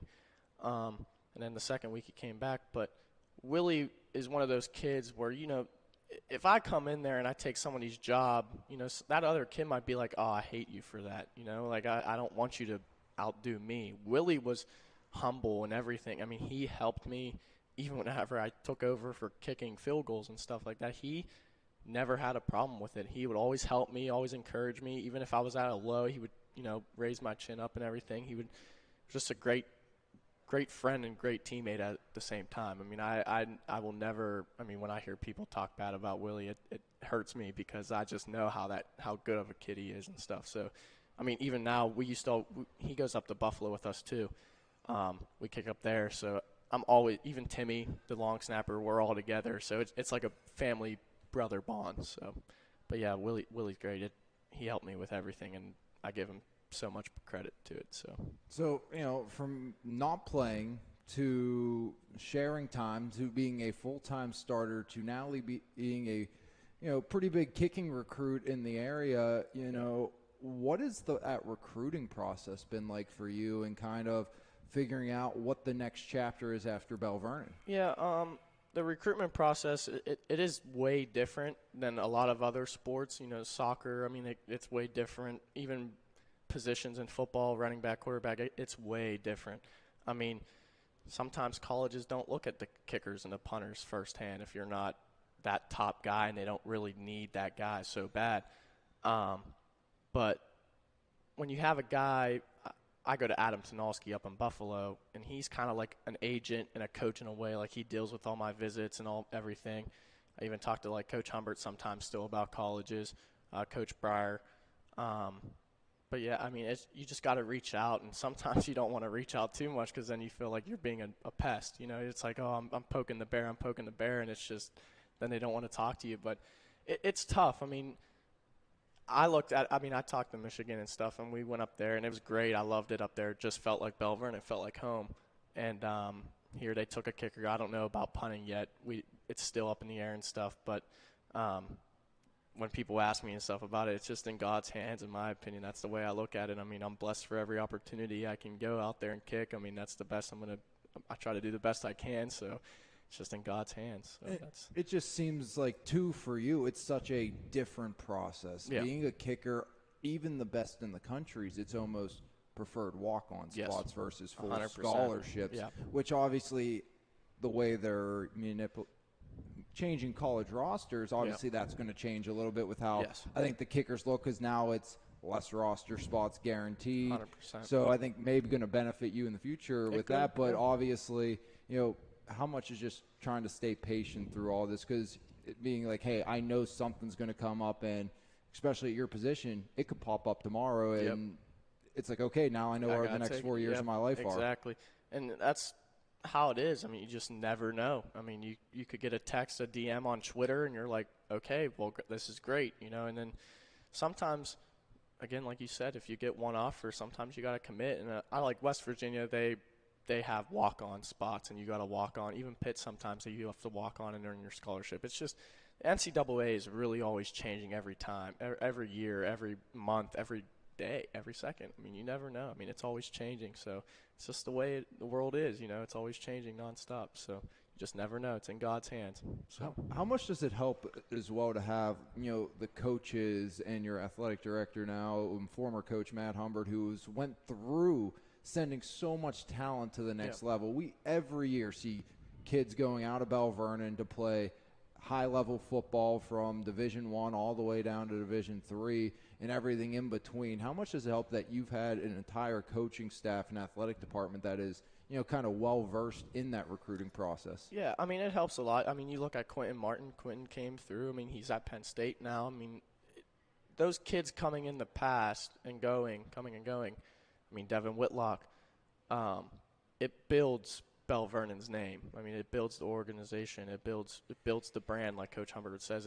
It's in our DNA. We just there's new players every time coming up in a year that, you never know what you have their senior year. I mean, Cam Janko came up freshman. He was playing his freshman year. I mean, it's always growing. I mean, the brand, it just builds the brand. So, I mean, when you have Coach Humbert as the AD and then Coach Brower, who he still is a coach, was whenever Coach Humbert was here. I mean, it's not that much of a change. So, I mean, the brand, the name, it just keeps building and building and building. So that's great for us. I mean, it's no longer where's little Belle Vernon's like, yeah. There's a Belle Vernon Belle kid. Vernon team, we yep. know, especially after the 2 state championships. Yeah. I mean, our name's out there. People want a piece of Belle Vernon exactly. instead of being, it's just Belle Vernon. Yeah, now, I mean, you guys are wanted. You're a hot commodity. It's kind of like McKeesport with Keemon. I mean, McKeesport. I mean, yeah, it was big when even Bobby. I'll say Bobby Boy. When Bobby was there, it was big. I mean, you were like, okay, that's McKeesport. When he wasn't there, McKeesport wasn't really talked about. Quentin. I mean, when Quentin was here, Belle Vernon was a big name. So, but it just keeps growing. I mean, you have great players on our team right now, and even in the past, it just keeps building up the brand. So. Always retool, never rebuild at a place like Belle Vernon. And, for you personally, what does the process, whether it be for you getting ready for a game, what's your kind of game day routine look like, and kind of what's your pre-kick routine? So game day, I always look at it, because with golf too, being a multi-sport athlete, you got to watch, I mean, kickers, the legs. The legs are just keeping them 100%. You got to watch that. And it starts with the first day of the week. I mean, Sundays, or Saturdays, what are you doing after Friday night? I mean, what after Friday night, are you drinking water? I mean, are you hydrating? Are you eating the right foods? I mean, you can't go out here and then eat fried food and then expect you to be back to normal. So yeah, I mean, it's just, you don't want to be 50%. So that's what I do after every game. I just get back to 100%, get back. So Sundays, we have film. We'll go out to eat, make sure I get some good food after that. It's like lineman lunch. We'll go out, hydrate. It's funny, kickers, we do yoga. A lot of people are like, yoga, that's like a girl thing, but it helps us a lot. Yoga, stretching, rolling out your legs, massage guns. Even when it's practice time, you don't want to go out and kick 100 footballs every single day. I mean, or even more than that. 25 is probably the max that you want to kick, because if you outkick your leg, and by the time Friday comes, I mean, your leg's going to be exhausted. So, and Coach Brower does a good job with that too. He knows he'll talk to me and stuff. I talk to him. It's the communication thing. So, I mean, we have that, and I go get dry needling done. Probably I'm getting it Friday. So, I mean, it either depends. Friday, Thursday, whenever I can, and I get adjusted by chiropractors and stuff like that, red light therapy. It's just you got to take care of your body. I mean, a lot of pro athletes, you look at pro athletes' days in life. So, I mean, it's just you got to watch what they're doing, and you got to match that. So, eating the right foods, hydrate, and then recovery, stretching, and all that. So you're on the field, about to kick the ball. What's going through your head? What's going through my head? Again, it's like practice. Coach Breyer, even Coach Humbert did. In practice, it's a game situation. I mean, they made it like that. You have field goal block. You have, like, Diabre would always run in there. I mean, you got those fast guys that will give you a look for what Friday's going to look like. You have the line that blocks, and we have a great line who blocks for me and stuff. Our holder, Jackson Shawley, he's a freshman, so we work with him a lot, getting him holds, Timmy Shore snapping and everything. And then my kicks, drill work, and all that stuff. I mean, our practices look like game-like situations. And then when it doesn't, you kind of try to make it feel like that. You're kind of putting it in your head like, oh, I have a minute left. And the team's driving down the field, and here, 10 seconds left, we call a timeout. And I've got to go out there. Okay, I picture that in my head. I mean, the nerves are there, but I mean, when you do it reps and reps and reps over again, you don't really feel it. It's just silence you kind of feel, and it's just you're ready to go. It's like practice. That's the way I look at it every time I go out there. Even the 49-yarder I went out there, I didn't even know. I try not to look at how far it is because that stuff could get in your head. You could overthink it. So we went out there, and I just stayed calm the whole time. That's just, you don't want to be too high. You don't want to be too low. You want to stay right in the middle. You don't want to highs and lows. You got to keep it moving, keep it steady. So Just like you've done it 1,000 Yep. times before. Just reps. That's all it is, reps. One more question for you, Preston, before I let you go. You've mentioned a few times during this that, just a lot of trust in God. What does your faith mean to you? That, like, through not just sports but in life in general, how much has that helped you along the way? It builds me. Faith builds you and everything. If you don't have faith, you really aren't anything. I mean, you got to have faith in everything you do. You have to have faith in everything you do, and you got to have a purpose. That's one thing. You have to have a purpose going into every single rep. Like, practice like you play, and that's what they say. I mean, you got to do it. You have to have faith. I mean, it's just everything. So it's kind of hard to. Faith is everything. That's pretty much it. Yeah. But yeah. But again, even lifting too. Whenever even kickers and stuff, you should lift too. Not heavy weights, but that too. You got to have purpose and faith into that. So it's just in God's hands. So got to be blessed every moment you get. You got to take opportunity of it. So that's Absolutely. the way I think of it. I appreciate your time, Preston. Yeah, Can't wait you. to see what you do the rest of this season and where you go after leaving Belle Vernon. Going to be a bright future for you no matter what Thank the you. next step is. Yep. This has been your halftime interview here on MVI Live, powered by B Graphics. We come back, it's going to be half number 2 with Preston Rathaway and the Belle Vernon Leopards against the McKeesport Tigers right here on your home for Mon Valley Athletics, MVI Live. Let's go, Leps. Hoods Up Quick Lube. It's time for a change. For years, you've been told to keep your vehicle running in peak condition with regular scheduled maintenance. But fitting it into your schedule can be a real hassle. You need a place that offers oil and filter changes, tire repair and rotation, light bulb and wiper replacements, and more. And it's all done quickly and correctly. For additional information, browse our website, give us a call, or come see us today.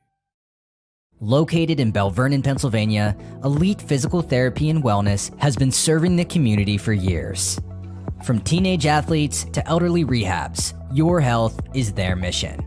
Serving through passion, purpose, and new technology, Emilio and his team are skilled, dedicated, and led by faith because they believe God works through people, focused on true healing, not medicating pain.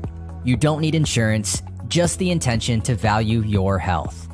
Be proactive, not reactive, by calling Elite Physical Therapy and Wellness. The best local coverage of news, sports, and more. Make sure you subscribe to the Mon Valley Independent newspaper. Both print and e-edition subscriptions are available, and you can try the e-edition free for 30 days starting today. So make sure you log on to MonValleyIndependent.com for more information. Mon Valley Independent. What happens here matters here. The big announcement is finally here. LJ Pallets and More is officially Louis O's Discount Warehouse, a fresh new name with the same great people and same crazy deals. To celebrate Saturday, September 13th, we're having our grand reopening sale. Everything an extra 10% off and select items up to 90% off. Special hours from 9 a.m. to 3 p.m. Come celebrate with us while saving big and supporting your favorite veteran-owned and family-operated business. Louis O's Discount Warehouse, 1800 Schoonmaker in Monessen.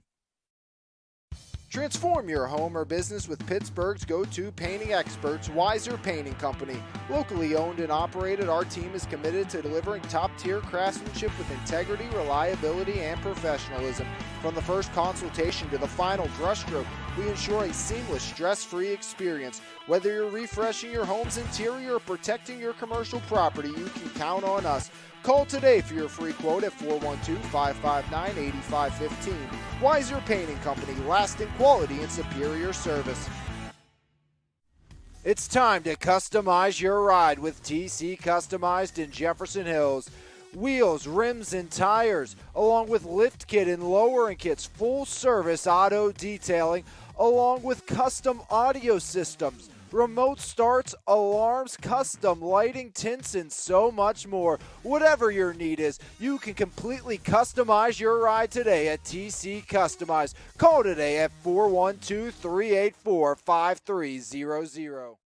Mark's Court Time, conveniently located at 95 Enterprise Street, Elizabeth, Pennsylvania, was recently voted one of the top 10 indoor facilities in the state. With 3 basketball courts, 4 volleyball courts, 3 futsal arenas, and an indoor batting cage, we are equipped for any sports practice or tournament. We also host gatherings and birthday parties in our 20,000 square foot building. We are looking forward to seeing you there. Contact us today at 412-853-5408 or email us at dmarkscourttime@gmail.com.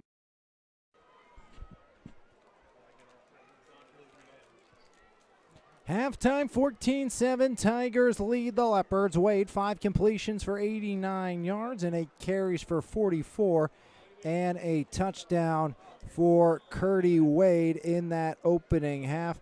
Mahalko has 2 receptions for 16 yards, a big 55-yarder for Dom Galani going up top on 3rd down and 21 for the Belle Vernon area Leopards. On the other side, it's been a heavy dose of Avon Hudson, 5 times for 19, a heavy dose of Everett, 5 times for 84, and Cochran, 5 times for 77. Cochran found a payday along with a passing touchdown from Matt Miller, who's 1 for 2 for 25 yards as that went to right for 6. Belle Vernon was down 14-0 in this ball game, as the Leopards behind early on. 58-yard run by Everett, set up the 12-yard touchdown run by Cochran.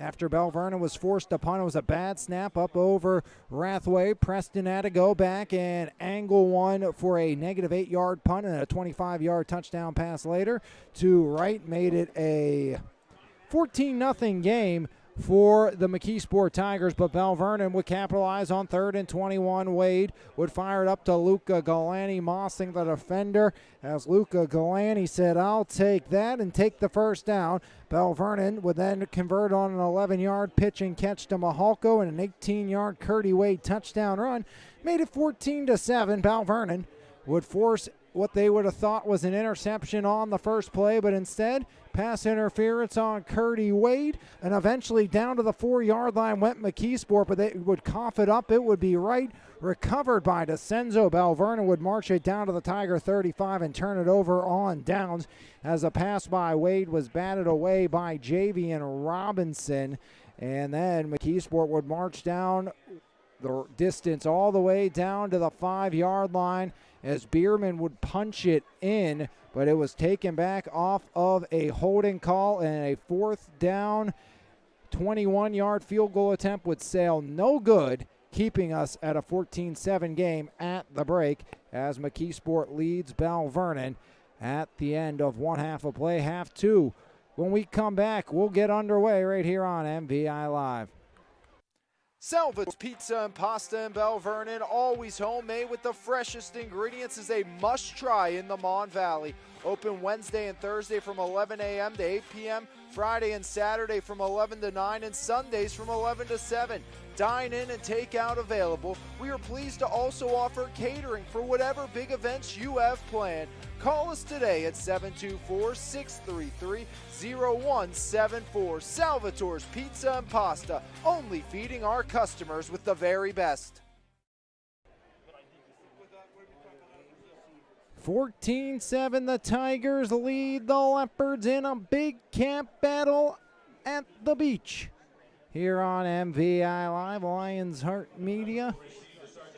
Leps get the ball to start the second half. Heasley, who missed his 21-yarder to end the opening half, will kick off the second half.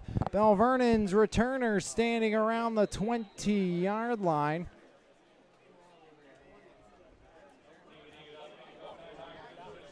As Heasley has it teed up. Man, Wade got shaken up in that last sequence. Far side Horner. As it's going to be taken by Petrosky. Petrosky gets the edge of the 35. Ball comes loose. say Petrosky was down as our far side official, but there is some laundry on the field on the return. So it looks like Belle Vernon will go backwards before it can go forwards. As it was Daniels on the stop for the McKeesport Tigers before the ball popped free.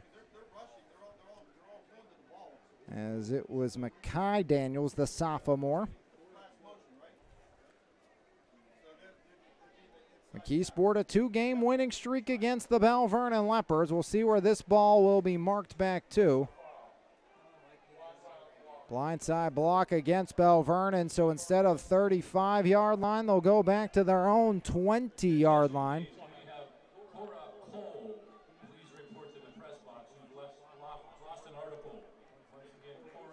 11:52, quarter number 3. First down and 10 for Belle Vernon. Wade was shaken up to end the opening half on defense. Curdy in the gun as Wade hand off Petrosky right side, hits the hole. Robinson and Mackay Daniels take him down to the deck at the 25. Gain of 5 on first down for Chase Petrosky.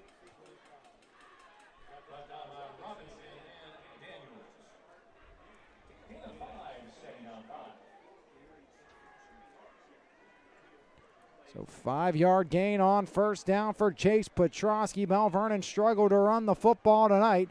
Mahalko to send zone near side. Petrosky the back, flanking Wade to his right. 2nd and 5, low snap. Wade picks it up off the broken play. Curdy running and slammed down on the near side as Nasir Rowan. A punishing blow to Wade, and Curdy still down on the deck as Nasir Robinson may have taken Curdy Wade out of this game, as they will tend to him. And right now, all concern is with the Belle Vernon quarterback. They will tend to him. We will let them do so as we step aside right here on MVI Live. There's no better way to start your morning than with a fresh cup of coffee, and why not start with the best? 3-time Mon Valley favorite winner, His Place Coffee Community and More, located at 103rd Street in Monessen. Open Monday through Saturday, 6 a.m. to 2 p.m. We have something for everyone. From our fresh brewed coffee, refreshing cold brews, house-made lattes, fraps, and so much more. If you can't decide 4 days of the week, I'll personally be there to help you craft the perfect drink for your needs. We're also serving up house-made breakfast and lunch paninis, homemade baked goods with gluten and dairy-free options available. We are so much more than just a coffee shop, offering community outreach, including Kids Craft Day and Story Time. There's always something new brewing, and we can't wait to see you at His Place Coffee, Community, and More. Douglas Education Center is right here at home, fast, focused, and hands-on. Our short-term programs take you from the classroom to a career in months, not years. With small classes, real equipment, and instructors who've done the work, you'll build the skills you need for a family-sustainable future. From day one to hired, we're in your corner. Douglas Education Center, changing lives every day. Start now at dec.edu. Located in Belle Vernon, Pennsylvania, Elite Physical Therapy and Wellness has been serving the community for years. From teenage athletes to elderly rehabs, your health is their mission. Serving through passion, purpose, and new technology, Emilio and his team are skilled, dedicated, and led by faith because they believe God works through people. Focused on true healing, not medicating pain. You don't need insurance, just the intention to value your health. Be proactive, not reactive, by calling Elite Physical Therapy and Wellness. Hoods up, Quick Lube. It's time for a change. For years, you've been told to keep your vehicle running in peak condition with regular scheduled maintenance. But fitting it into your schedule can be a real hassle. You need a place that offers oil and filter changes, tire repair and rotation, light bulb and wiper replacements, and more. And it's all done quickly and correctly. For additional information, browse our website, give us a call, or come see us today. It's time to customize your ride with TC Customized in Jefferson Hills.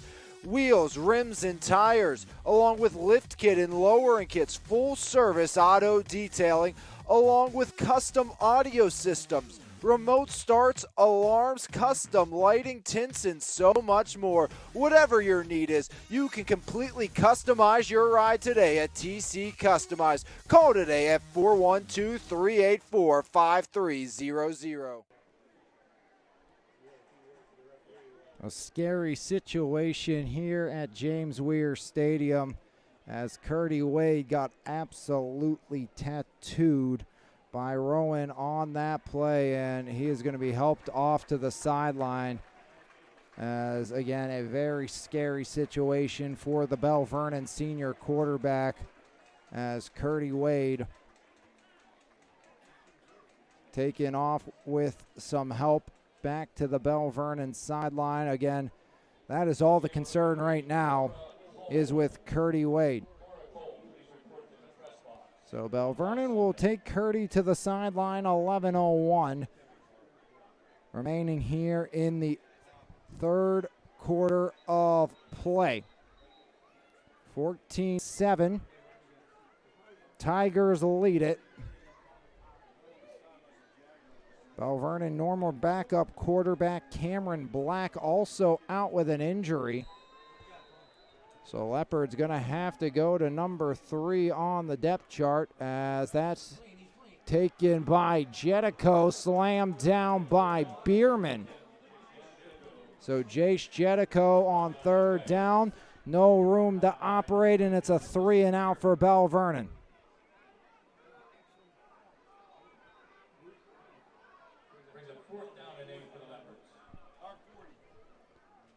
10:33 remaining here in the opening quarter of play. 4th and 8 from the Leopard 22. Cochran far side, Javian Robinson near side.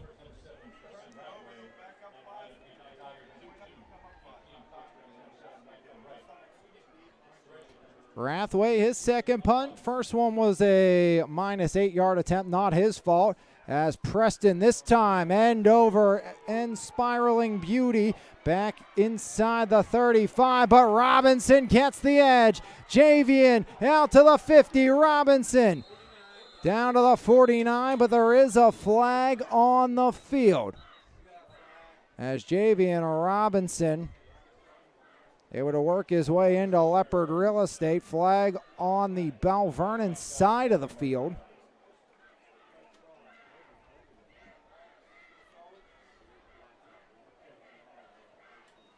And Javian Robinson scheduled for a number of college visits.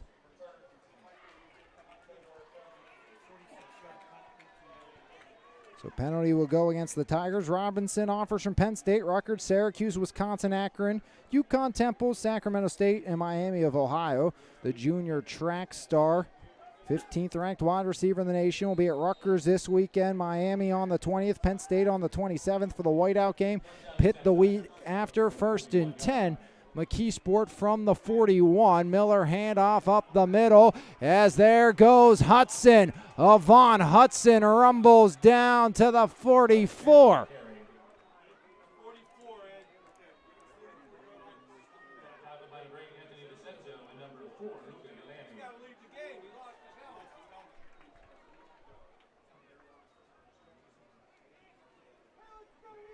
First and 10 for the Tigers as they march into Belle Vernon real estate at the 44. Jace Jetico in late as Everett in motion, kept by Miller, and Miller wrapped up after a gain of 4 on the left side. As Belle Vernon quick to the point of attack, Ethan Barron, the junior, on the stop. Gonna be 2nd down and 6 now for the Tigers. 14-7, McKeesport leads it. And Belle Vernon now without their starting quarterback and defensive back, Curdy Wade. Backup Cam Black out with an injury, so it's Jace Jetico. He was the backup last year. Bierman off the right side. Bierman Runs off Mahalko, knocked down shy of the 30 at the 31, but not before he moves the chains. First down and 10 now for the McKeesport Tigers, as Bierman's got the Tigers on the move inside the 35 to the 31. First and 10 McKeesport. 8:22 rolling clock here in the third, looking to make it a two-possession game once again. Joe Sibilia leads the troops to the line. Jermaine Callwood out far side. Everett wing back right, right wing back left. Miller keeps it and slammed down in the middle. David Berkstead at the point of attack, sending the back down to the deck, and it's going to be second down and 10 as David Berkstead, an absolutely punishing blow there. Second down now for the Tigers. Belle Vernon's defense had a big stand to end half number one. Two big defensive stands after those first two touchdown drives by McKeesport. Can the Leopards do it one more time? Right wing back right, wing back left Everett. Bierman the deep back, there goes Everett in motion. Kept by Miller up the middle, no room to run. As the interior defensive line stiffens, it's Cam Janko the junior. As Cam Janko forces third down and about 7.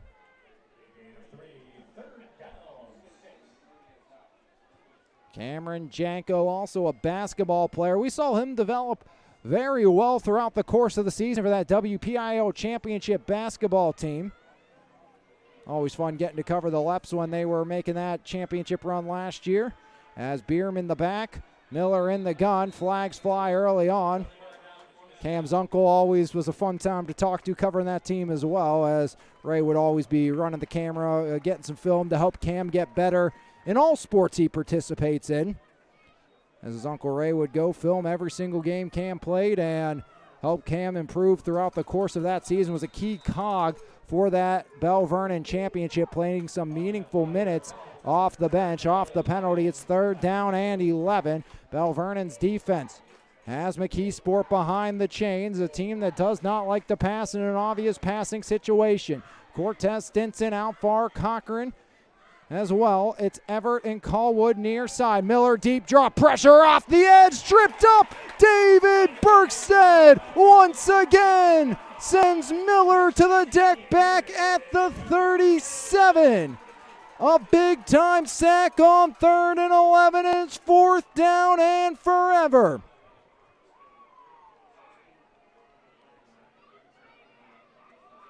David Berkstead with a sack on 3rd and 11, and it's going to be the offense on 4th and 16. Miller in the gun, Bierman in the back. Miller will punt it away as near side roll out of bounds. And the reason you see McKeesport do that is due to the fact their normal punter, Abe Miller, is out tonight with an injury, starting wingback, defensive end, and punter for the Tigers. So the McKeesport drive stalls at the Belle Vernon 37. A big-time stop by Berkstead and the Belle Vernon defense. Leps will take over from their own 14-yard line with 5:38 remaining here in the third quarter.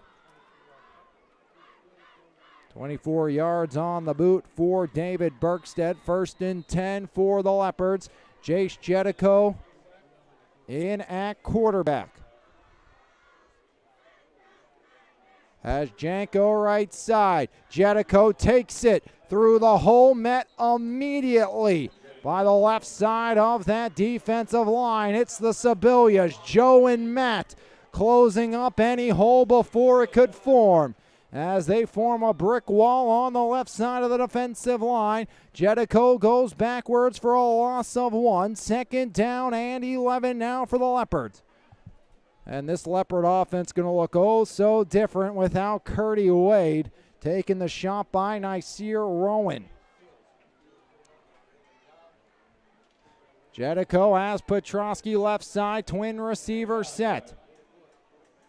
Jedico, handoff, Petrosky around the right side. It hits the hole up over the 15 as Chase Petrosky body down on the outside. Look like Swindle and Javian Robinson teaming up for the stop, as it's going to be 3rd down and 8 to go. A gain of 3 by Petrosky. Make it officially a 4-yard gain for the Belle Vernon tailback.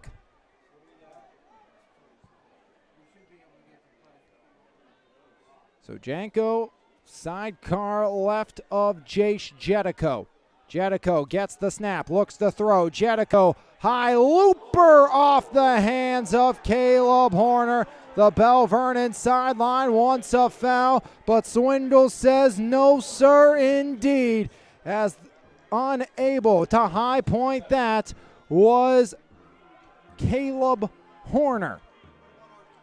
And it's 4th down and 7. Cochran and Everett will go back deep to receive, so no Robinson this time. 4:07, and again, the Belle Vernon offense without Curdy Wade at the helms is in a tough position. So Preston Rathway, in the shadow of his own end zone, will stand back at his 2-yard line. Hit a 60-yarder last week, could use another one of those today. The spiraler by Rathway inside the 40. That's where Cochran takes it. Cochran gets to the outside. Cochran to the 40 and forced out of bounds by Jackson Alexander. And now a late flag in the vicinity of Baravecchio and Caden Daniels on the near side at the end of that run. So we will see where McKeesport will take over. Back-to-back flags on the return as offense coming at a premium.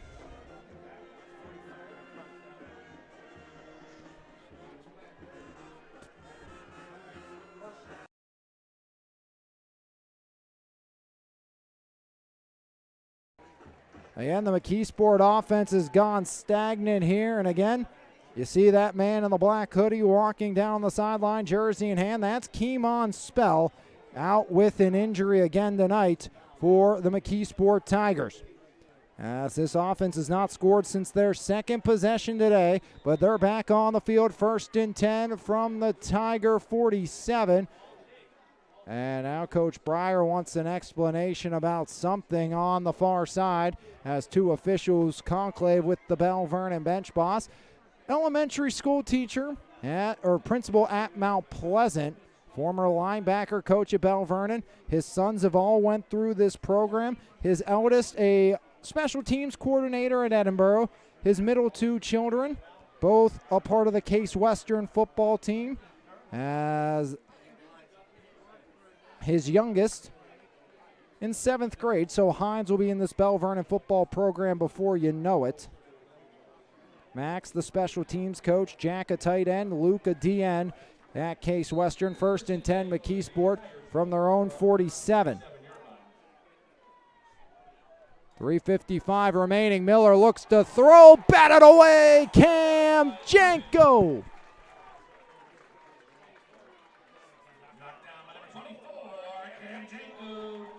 So the junior Janko, he's been wreaking havoc since his freshman season, gets a paw on that one. As the Leopards, Cameron Janko says no thank you to Matt Miller. 2nd down and 10 for the Tiger offense. Ball lies on the McKeesport 47. Cochran in motion. Pitch out to Akeem. Akeem, room to run. There he goes, left side. Hauled down by Petrosky at the 38. 15 yards on the scamper. Akeem Cochran runs loose for the 1st down into Leopard real estate.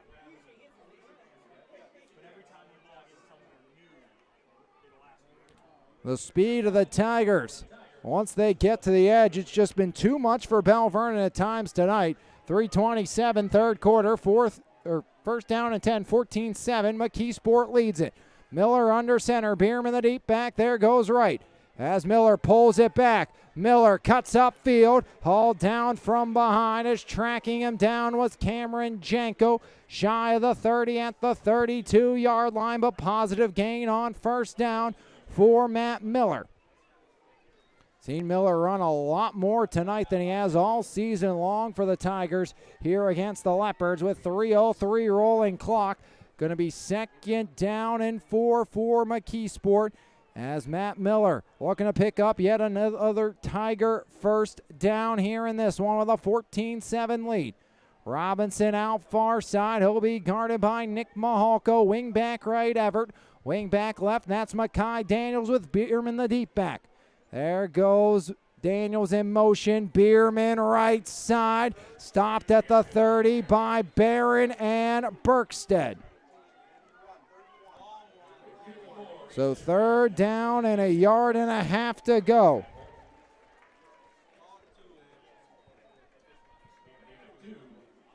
Make it 2 to go. Belle Vernon looking for another stand offensively, looking to keep it a 7-point game. 2:10 rolling clock. Robinson flanks out far side right, and Everett the wing backs with Hudson the deep back. Matt Miller under center. Belle Vernon looking for another stand. As Miller takes it left side, and Matt Miller, no question about it, picks up the first down and then some. As the senior signal caller gets the line to gain following the big senior Matt Sibilia, who's slow to get up to his feet, but not before another McKeesport first down as the Tigers milking this third quarter clock, nearing quarter number 4 with 1.5 minutes remaining.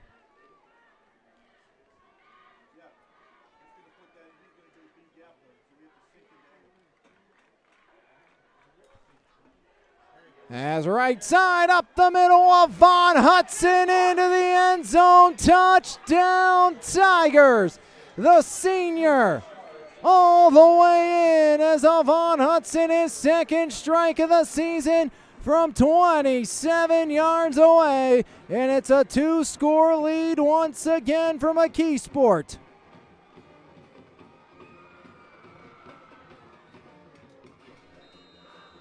Hudson right through the right side, and those big boys up front, Winowich, Sibilia, Powell, and Daniels have done a brilliant job opening holes all evening long. High snap, Miller holds. Heasley's kick is deflected and no good.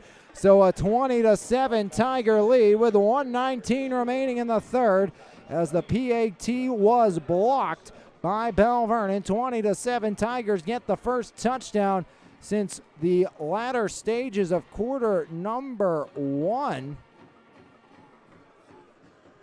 As Belle Vernon, our most recent touchdown score till then, it was 14-0 lead to start for the Tigers. Belle Vernon made it 14-7, now a 20-7 McKeesport lead here in quarter number 3, 1:19 remaining. But again, the Belle Vernon offense without the likes of their senior signal caller, Curdy Wade. And again, all concern is with the well-being of Belle Vernon senior quarterback Curdy Wade, that it is not as serious as it did indeed look on that big hit delivered to Wade.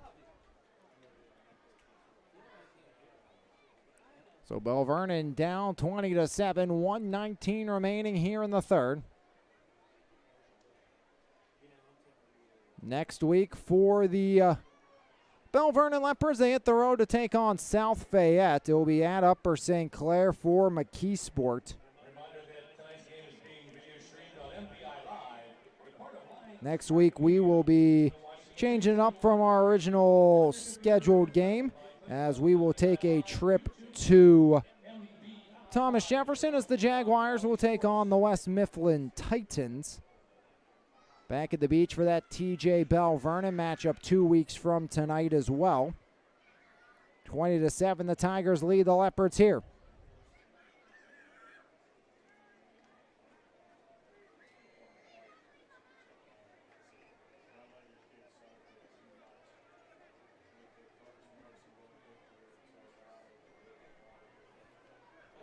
Easily gets set to send this one away. as the Leps have Horner back deep to receive.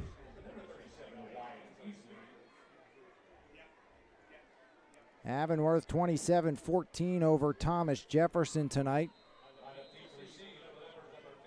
So TJ, a rare non-conference loss barring a comeback by Coach Turpak's squad here this evening. 1:19 remaining as Heasley spirals one near side. Whistle blows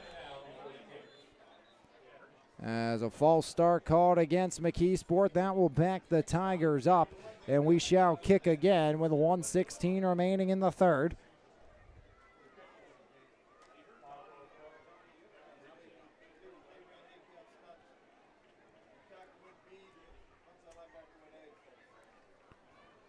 So Razkowski near side, Horner far side. Petrosky will stand around the 30-yard line in that second line for the Leps.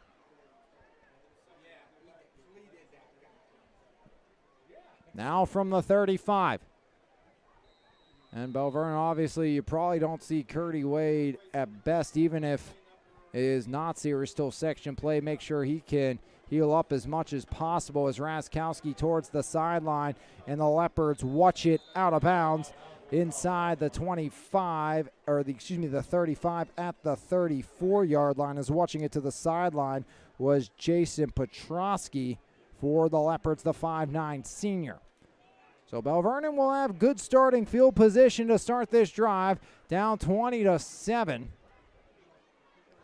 Or the Leopards are actually going to request a re-kick here, so the kickoff that won't end as we will continue on. Heasley started at the 40, went to the 35. Now Heasley will back up to his own 30. So Belle Vernon's return group standing around their own 25-yard line. I think the reason you do this, without Wade, you need as much field position as you can get. And Petrosky already has a kick return on his ledger for a touchdown this season. So Belle Vernon just trying to spark offense any way possible. Heasley, spiraler, Petrosky from the 36. Petrosky cuts it back near side, bounces around another, gets the edge, 45, as Petrosky still on his feet and finally forced out of bounds by Nedrin Jones. And a punch went flying in, and looks like a penalty against the Tigers late on that one. Might have been Brian Jones getting a little too handsy after the whistle. So Petrosky dancing out to around the 45-yard line.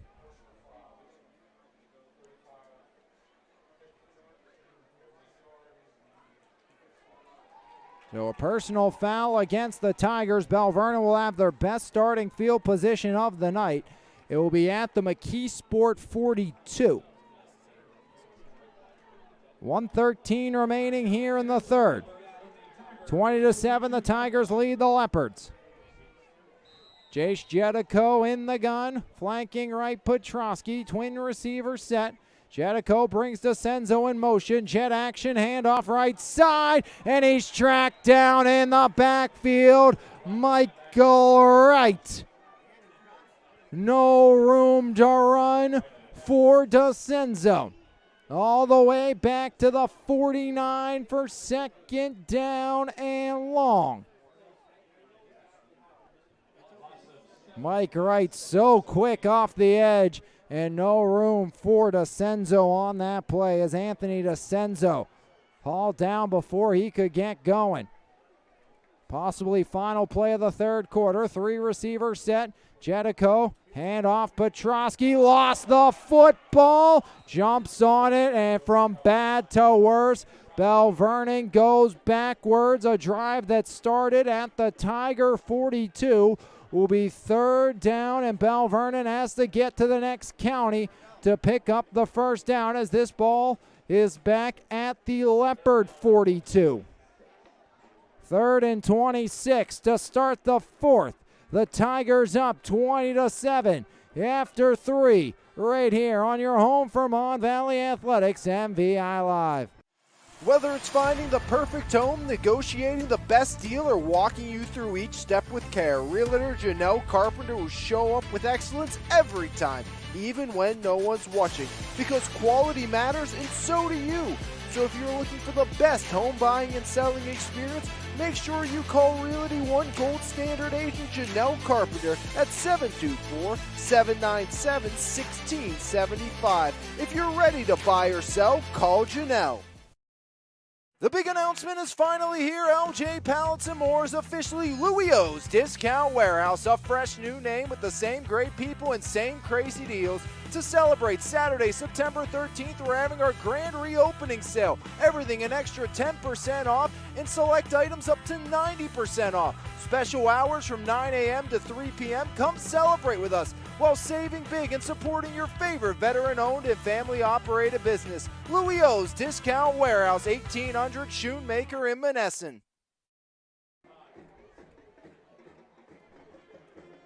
3 chapters written, 1 left to be told, but the writing may be on the wall. Without Curdy Wade, the Belle Vernon offense has done nothing but move backwards. And the Leopards will face a 3rd down and 26 here to start the 4th and final frame tonight.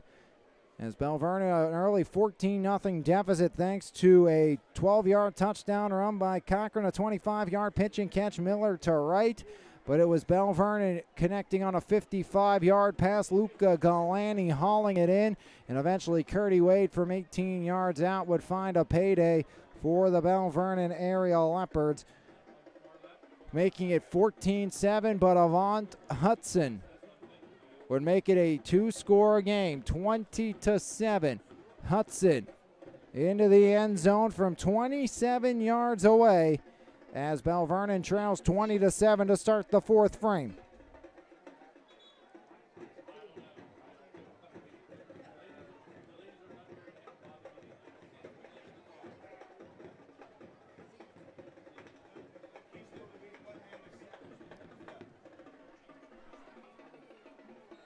Third down and 26, 20-7, the Leopards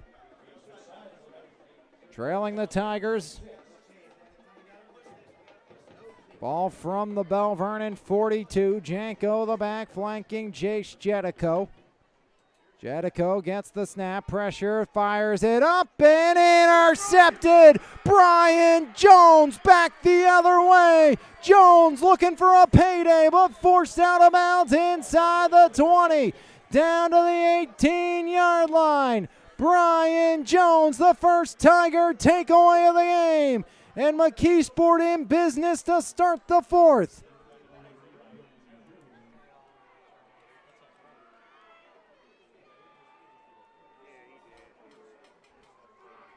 So Jones intercepts Jetico with 11:48 remaining in this contest. The Tigers start at the Belle Vernon 17. Brian Jones, the ball hawking safety, takes it away and rumbles back the other way. Now Miller sends Everett in motion. Handoff, Bierman left side. Powers inside the 15. That's where the Leopard defense will halt him in his tracks.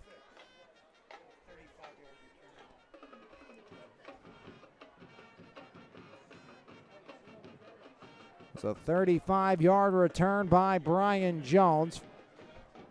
2nd down and 6 to go with 11:22 rolling clock. And a back and forth closely contested affair until Curdy Wade left with an injury here in this 2nd half.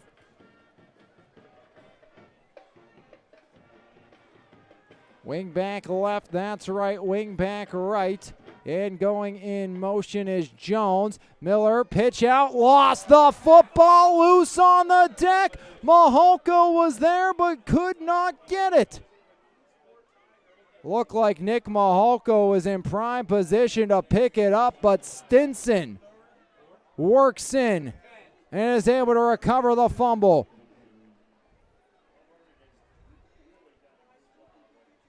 Belle Vernon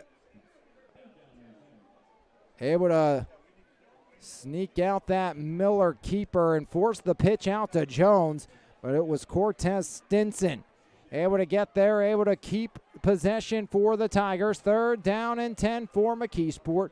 4-down territory, you imagine, for the Tigers as Miller will look to throw. Pressure up the gut. Comeback route hits Callwood, who was out of bounds anyways, as he got tangled up with Nick Mahalko on the near side. And it's 4th down and 10, and the Tigers offense going to stay on the field.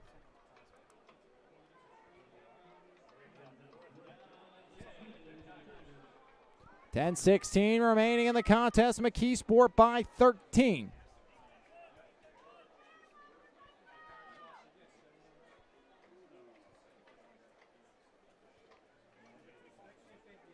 Imagine Miller will put it back in the air. The question is, can Belle Vernon's defense find a way to get another stop? Just one score since the first quarter. That was in the 3rd by the McKeesport Tigers of Von Hudson.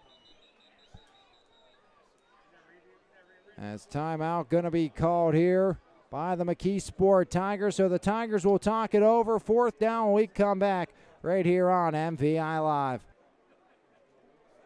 Salvatore's Pizza and Pasta in Belle Vernon, always homemade with the freshest ingredients, is a must-try in the Mon Valley. Open Wednesday and Thursday from 11 a.m. to 8 p.m., Friday and Saturday from 11 to 9, and Sundays from 11 to 7. Dine in and take out available. We are pleased to also offer catering for whatever big events you have planned. Call us today at 724-633-0174. Salvatore's Pizza and Pasta, only feeding our customers with the very best. Well, on to attempt the field goal on 4th and 10 will be Heasley. Heasley missed a 21-yard attempt earlier. They had an extra point blocked. And now from 34 yards and from the left hash, Heasley will go for another. Hoping the 3rd time's the charm. Miller the holder. Good snap, good hold. Kick is blocked. Berkstead denies. As David Berkstead denies McKeesport of 3 more, and the Leopards will take back over. David Berkstead. Breyer said he's the heart of the defense. He forces the block and gets Belle Vernon the ball back here with 10:07 remaining in the 4th quarter. Down 20-7. A little surprised Tigers didn't decide to go for it. Belle Vernon from their own 37. Down by 2 scores. Jace Jetico, 3rd-string quarterback for Belle Vernon. Cam Black, the backup, already out with an injury. Wade left this game with an injury. As Jetico, last pass was intercepted. Double clutch. Downfield, and how about another? Rowan picks off Jetico. Looked like some pushing and shoving with Nick Mahalko on the left side. And Rowan with the interception, and looks like that one's going to be negated by a flag. So pass interference and an automatic 1st down for Belle Vernon. First down of the half for the Leopards, and first down since Curdy Wade has left this ball game with 10 minutes on the clock. 9 penalties on the McKeesport Tigers here in this one. Ball will be moved up to the Tiger 48-yard line. 20-7. McKeesport leads Belle Vernon. Clock ticks inside of 10 minutes. 20-7, McKeesport leads. The send zone near side. H-back right, Janko. Berkstead the back as Wildcat Petrosky puts his head down, runs through Jones. Pushing, shoving. Berkstead and Jones, and assistant coach Troy Blackwell trying to keep his players controlled down on the sideline. Not a man you'd want to run into. Always fun when I got to talk to Coach Blackwell, one of the few coaches I truly had to look up about another 5 inches on when covering McKeesport basketball. Of course, they're led by Lamont Payne. entering another season for the Tigers. It'll be his third year. Low snap, Petrosky met by Sheridan, and it's a big loss for Belle Vernon on 2nd and 7. So Belle Vernon back to the 49, going to be 3rd down and 11. Not counting penalties, Belle Vernon's really had one positive play since Curdy Wade has left this ball game. Play clock down to 20. 3rd down and 11. Lone first down this half off a pass interference call on McKeesport.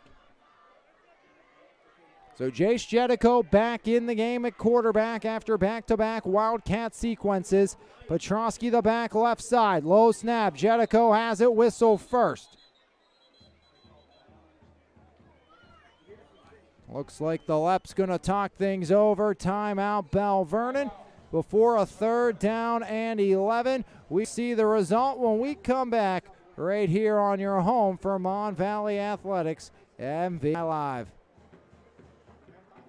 Mark's Court Time, conveniently located at 95 Enterprise Street, Elizabeth, Pennsylvania, was recently voted one of the top 10 indoor facilities in the state. With 3 basketball courts, 4 volleyball courts, 3 futsal arenas, and an indoor batting cage, we are equipped for any sports practice or tournament. We also host gatherings and birthday parties in our 20,000 square foot building. We are looking forward to seeing you there. Contact us today at 412-853-5408 or email us at dmarkscourttime@gmail.com.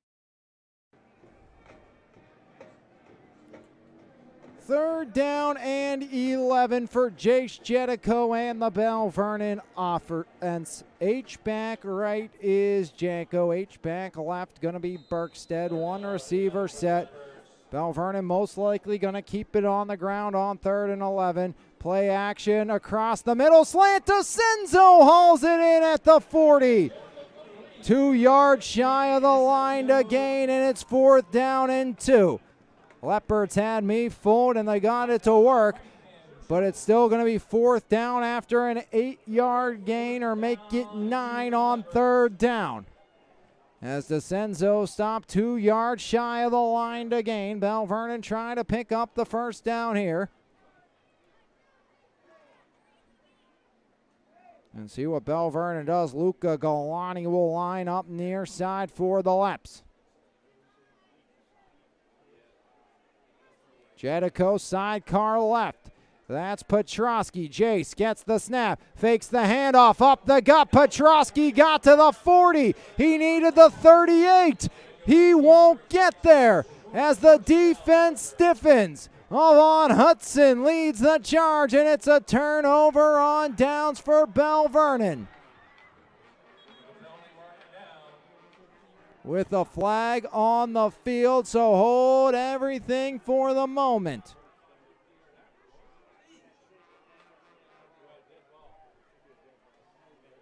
So the officials conclave, and we'll wait to see the verdict.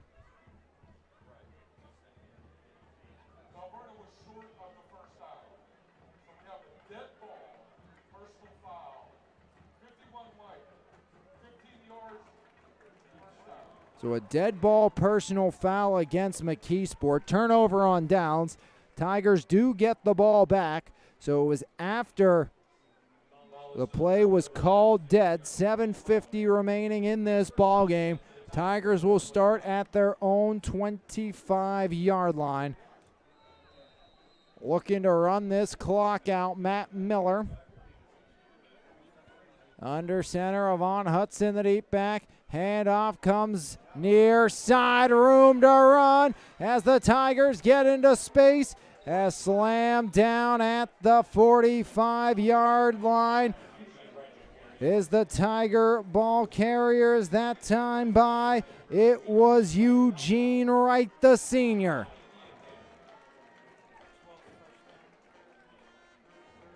Twelfth first down for the Tigers, and it's a 20-yard scamper by Eugene Wright. 7:15 remaining. Eugene Wright, wing back right. Mike Wright, wing back left. Avon Hudson, the deep back. Miller keeps it, pulls it back as Miller going to be stopped down shy of the 50-yard line by Vander Razkowski, the 5'8 sophomore. So Razkowski, after about a 4-yard gain on first down, going to be second down and 6 for McKeesport. As some substitutions, Callwood out along with Eugene Wright. Avon Hudson stays in along with Mike Wright. It's been a while since we've seen Cochran, Javian Robinson. A couple of the big bodies out for the Tigers on the sideline. They have Upper St. Clair next week. As handoff, Hudson met in the backfield, and Berkstead finishes it off. As all started by Baravecchio, the senior, Vito Baravecchio. First contact before Berkstead finishes it off. Third down and 6 now for McKeesport. Tigers content just killing the clock. The offensive line has stayed mostly the same. A couple of rotations in and out for the Tigers.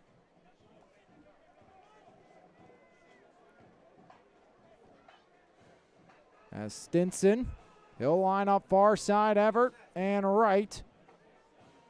As Miller looks to throw, Hudson off the wheel, deflected, incomplete. As once again, Vito Baravecchio making his presence known, getting a hand on that as they were trying to feed Avon Hudson on the wheel. And it's 4th down and 6. And looks like the Tigers gonna punt it away. Again, Matt Miller handled the last one. So imagine that's still a possibility here on 4th down and 6. Miller punted it last time in the lone punt of the game for McKeesport. Looks like he'll do it again, and Matt Miller just sends one into space inside the 20. Callwood picks it up. Would have went inside the 15, but Belle Vernon will start at their own 16 with 5:17 remaining. 36-yard boot for Miller. And Belle Vernon will take back over. 5:17 remaining here in the 4th quarter. Leopards will start at their own 16-yard line.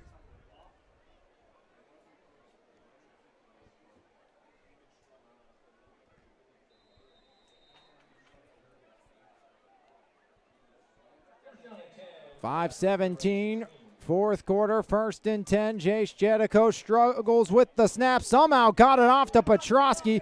Gets around the edge, back to the line of scrimmage, and maybe one more.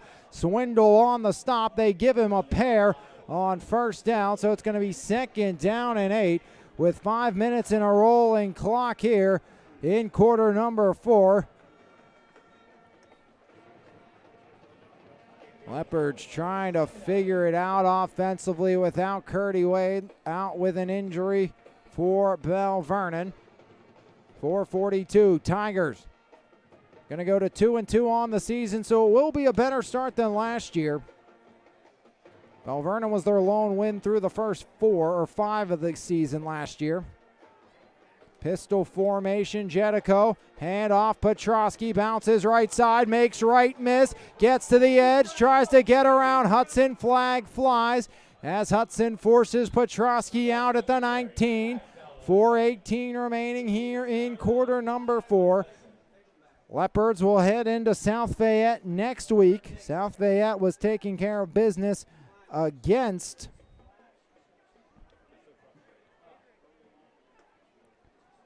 Blackhawk last time I checked in. As a flag against Belle Vernon, holding against the Leopards. TJ blown out today by Avonworth.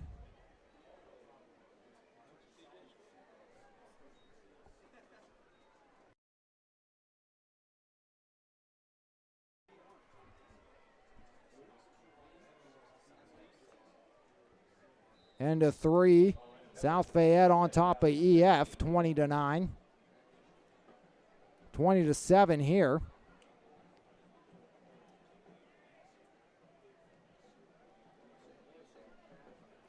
2nd down and 17.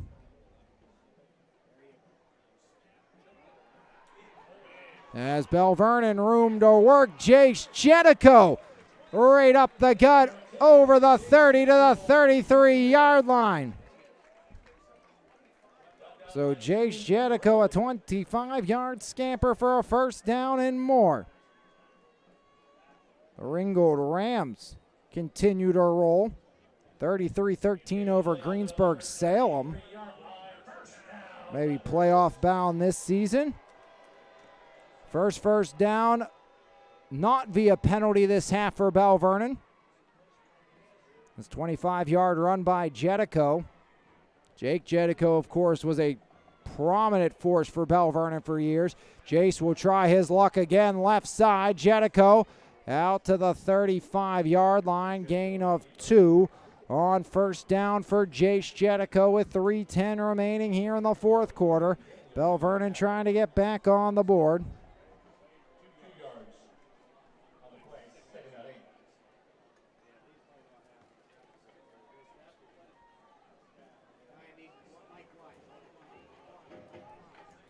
Second down and 8. Jetico has Petrosky right side. 3 receivers as Jace looks to throw. Down the sideline. Galani can't get this one.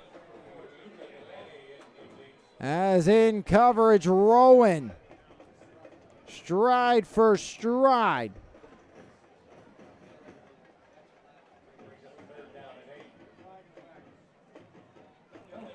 Third down and 8 for the Laps. 2:42 clock stopped. California comes back an 8-7 victory in a dogfight over the Bentworth Bearcats. As there was a flag on that last play, so Belle Vernon picks up the 1st down.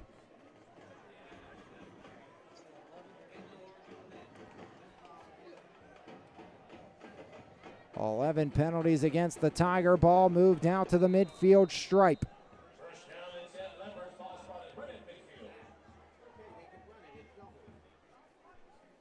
First down and 10 from the 50. 2:42 remaining in this ball game. Jetico looks to throw. Jace fires one up, and it's almost intercepted. Brian Jones just out of his reach as he was lurking for another. Looking for his 2nd INT of the game.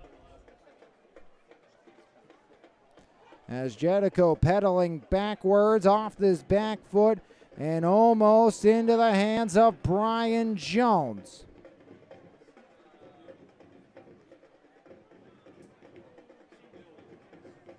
Aliquippa and Mars 6-6 ball game in the 4th quarter. Quips took care of business in week 1 against these Leps here at the beach. Jetico rolls out. Jetico pressure coming, hit as he throws, coming back to the football to Senzo at the 40, and they're going to mark him down at the 42. So 2 yards shy of the line to gain. Belle Vernon had won 34 of their last 39 home games, including that loss to Aliquippa, as Belle Vernon will start 0-2 at the beach for the first time in what feels like forever. This is a place that Belle Vernon does not lose all that often. DeCenzo, Maholko, and Petrosky left side. Jetico on 3rd and 2 with 2 minutes remaining. As Jace will look to throw, Janko picks up the pressure, intercepted as it's Daniels, the takeaway. Makai Daniels steps in front. And another interception by McKeesport.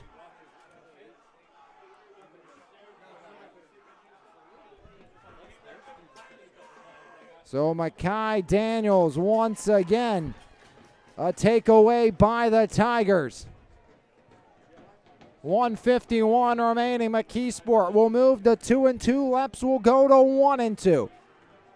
Very good first half for Belle Vernon. Defense looked good tonight. Of course, McKeesport without Keemon Spell.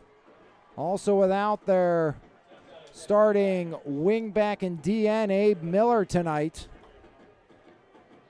Belle Vernon now without their starting quarterback. Victory formation, Matt Miller into the hostile environment of the beach will take a knee.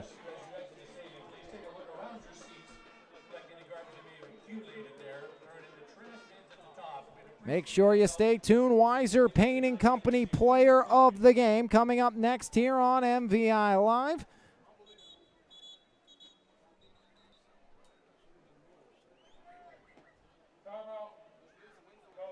As Belle Vernon will take a timeout. Penultimate timeout for Belle Vernon. We'll step aside and be right back in a quick second here on your home for Mon Valley Athletics, MVI Live. Hoods up, Quick Lube. It's time for a change. For years, you've been told to keep your vehicle running in peak condition with regular scheduled maintenance.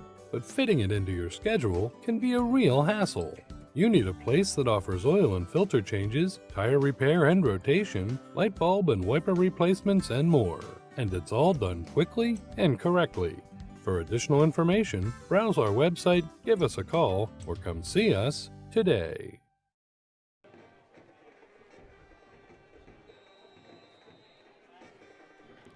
Second down and 12, 1:25 remaining in the ball game. Tigers 20, Leopards 7.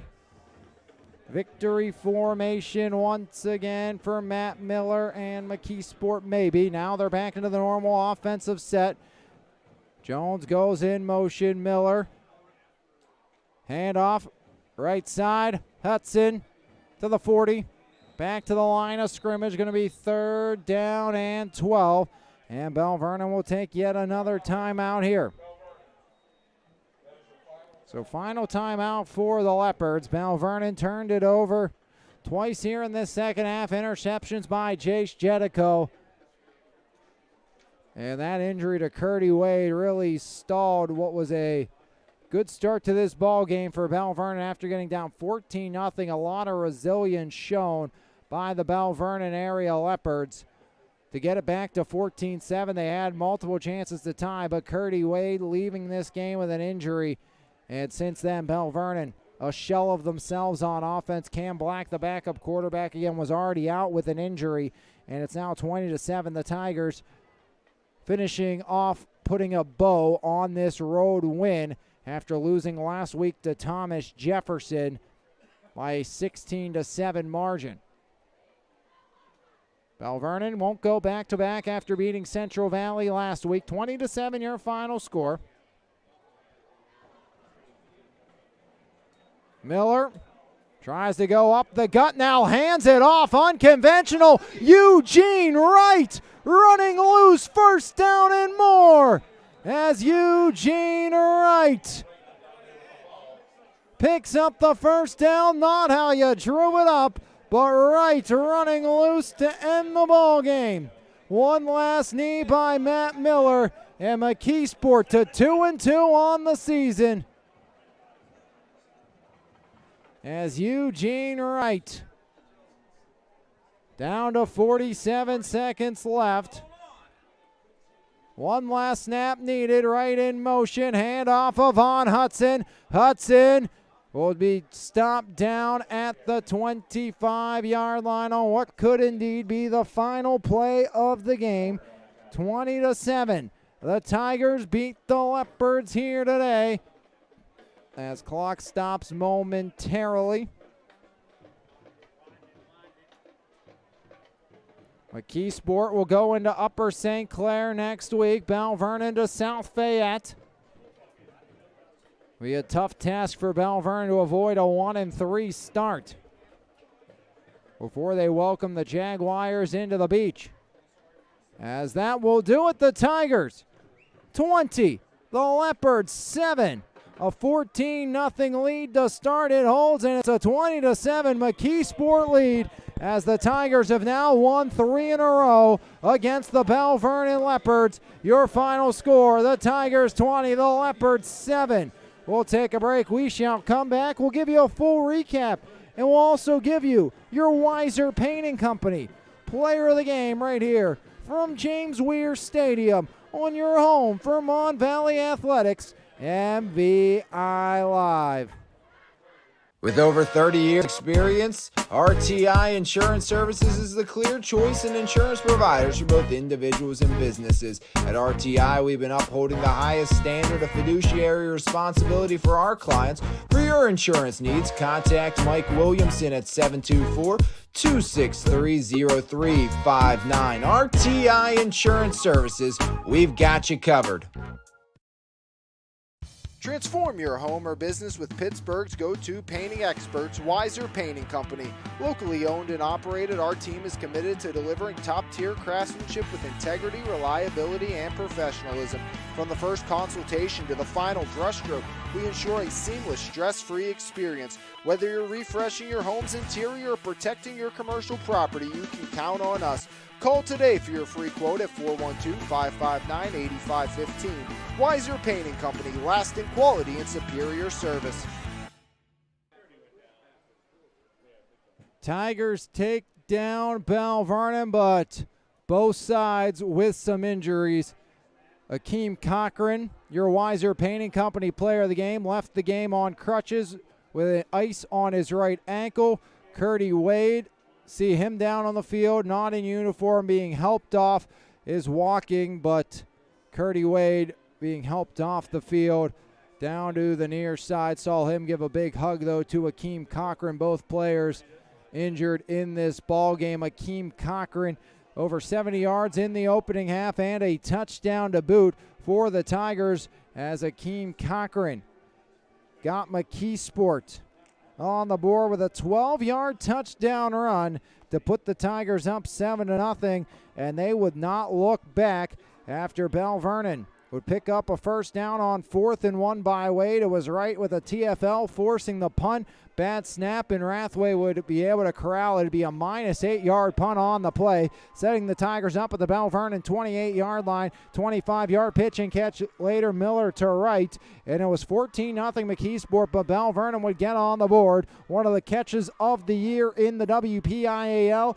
It was Wade on 3rd and 21 to Luca Galani, the high point, mossing the defender, picking up the first down. Wade would find Mahalko for 11 for another first down, and then Curdy from 18 yards out would scamper home, making it 14-7 on the ensuing drive. Miller would throw one up, trying to find a streaking Javian Robinson, but Curdy Wade would haul it in. The interception returned it back inside the 20, but was called back for pass interference on Curdy Wade. And after a 14-yard run by Everett and a 17-yard scamper by Cochran, McKeesport was knocking on the door down to the Belle Vernon 4, but Wright would cough up the football to Senzo, would recover for the Leopards as Belle Vernon down by 7 would get the football back. And the Leopards would be able to march all the way down to the McKeesport 35. Wade to Horner for 18. 25-yard run on 3rd and 16 for Curdy for the first down. But on 4th and 3, Javian Robinson batted away the Wade pass and kept it at a 14-7 game as the Tigers would get the football back. With 3:24 remaining, they would drive it all the way down to the Belle Vernon 5-yard line on a 39-yard Cochran run. Touchdown saving tackle by Curdy Wade as McKeesport would try to haul it in, and they would do just that. Avon Hudson, or make it Bierman, at least they thought, but a holding would negate the touchdown by Nick Bierman. Move them back to the 11. Cochran was stopped down at the 5-yard line.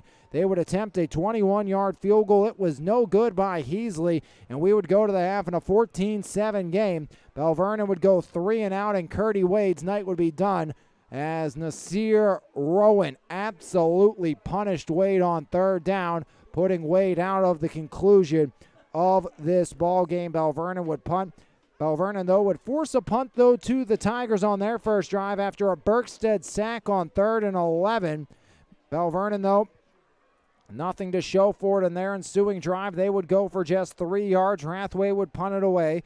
Cochran, though, and the offense would score again. A 15-yard run by Akeem Cochran would set up a 27-yard Hudson touchdown run, making it 20-7. The PAT was blocked, though, by the Belle Vernon defensive line on the Leopard ensuing drive with Jace Jedico at the helm. Brian Jones would pick him off, 35-yard return all the way down to the Leopard 17, but Belle Vernon would force a 4th and 10 and a 34-yard field goal attempt, and David Berkstead would block it away for Belle Vernon as another empty trip for the Tigers, but the Leps on 4th and 2 would turn it over. They would force yet another McKeesport punt, but it would end on an interception after a 25-yard run by Jace Jedico. It was Makai Daniels with the INT, taking it back for the Tigers and guaranteeing the victory here tonight to move McKeesport to 2-2 and Belle Vernon to 1-2 on the season. 20-7 your final score. The Leopards get South Fayette next week, and Belle Vernon, they will take on the South Fayette Lions. We will see Coach Chirpak's squad try to bounce back against Armand Hill, the D1 running back for West Mifflin, and the Titans from Thomas Jefferson next week. Monday, we'll take a trip. Fraser will take on these Belle Vernon Leopards in volleyball. And on Tuesday, more volleyball action between the Rams and the Thomas Jefferson Jaguars. EF Seton LaSalle soccer on Thursday. And then Friday Night Lights from Thomas Jefferson. The Tigers 20, the Leopards 7 here on MVI Live. Akeem Cochran, your Weiser Painting Company player of the game, as the Tigers outlast the Leopards. They have now won the last 3 against Belle Vernon in time series. As your final score one final time, McKeesport 20, Belle Vernon 7. On behalf of everyone here at MVI Live and Lions Heart Media, good night from the beach. The Tigers outlast Belle Vernon. Have a great rest of your Friday and a great weekend, everybody. We'll see you next time right here on your home for Mon Valley Athletics. It's MVI Live. This has been a presentation of Lions Heart Media on MVI Live.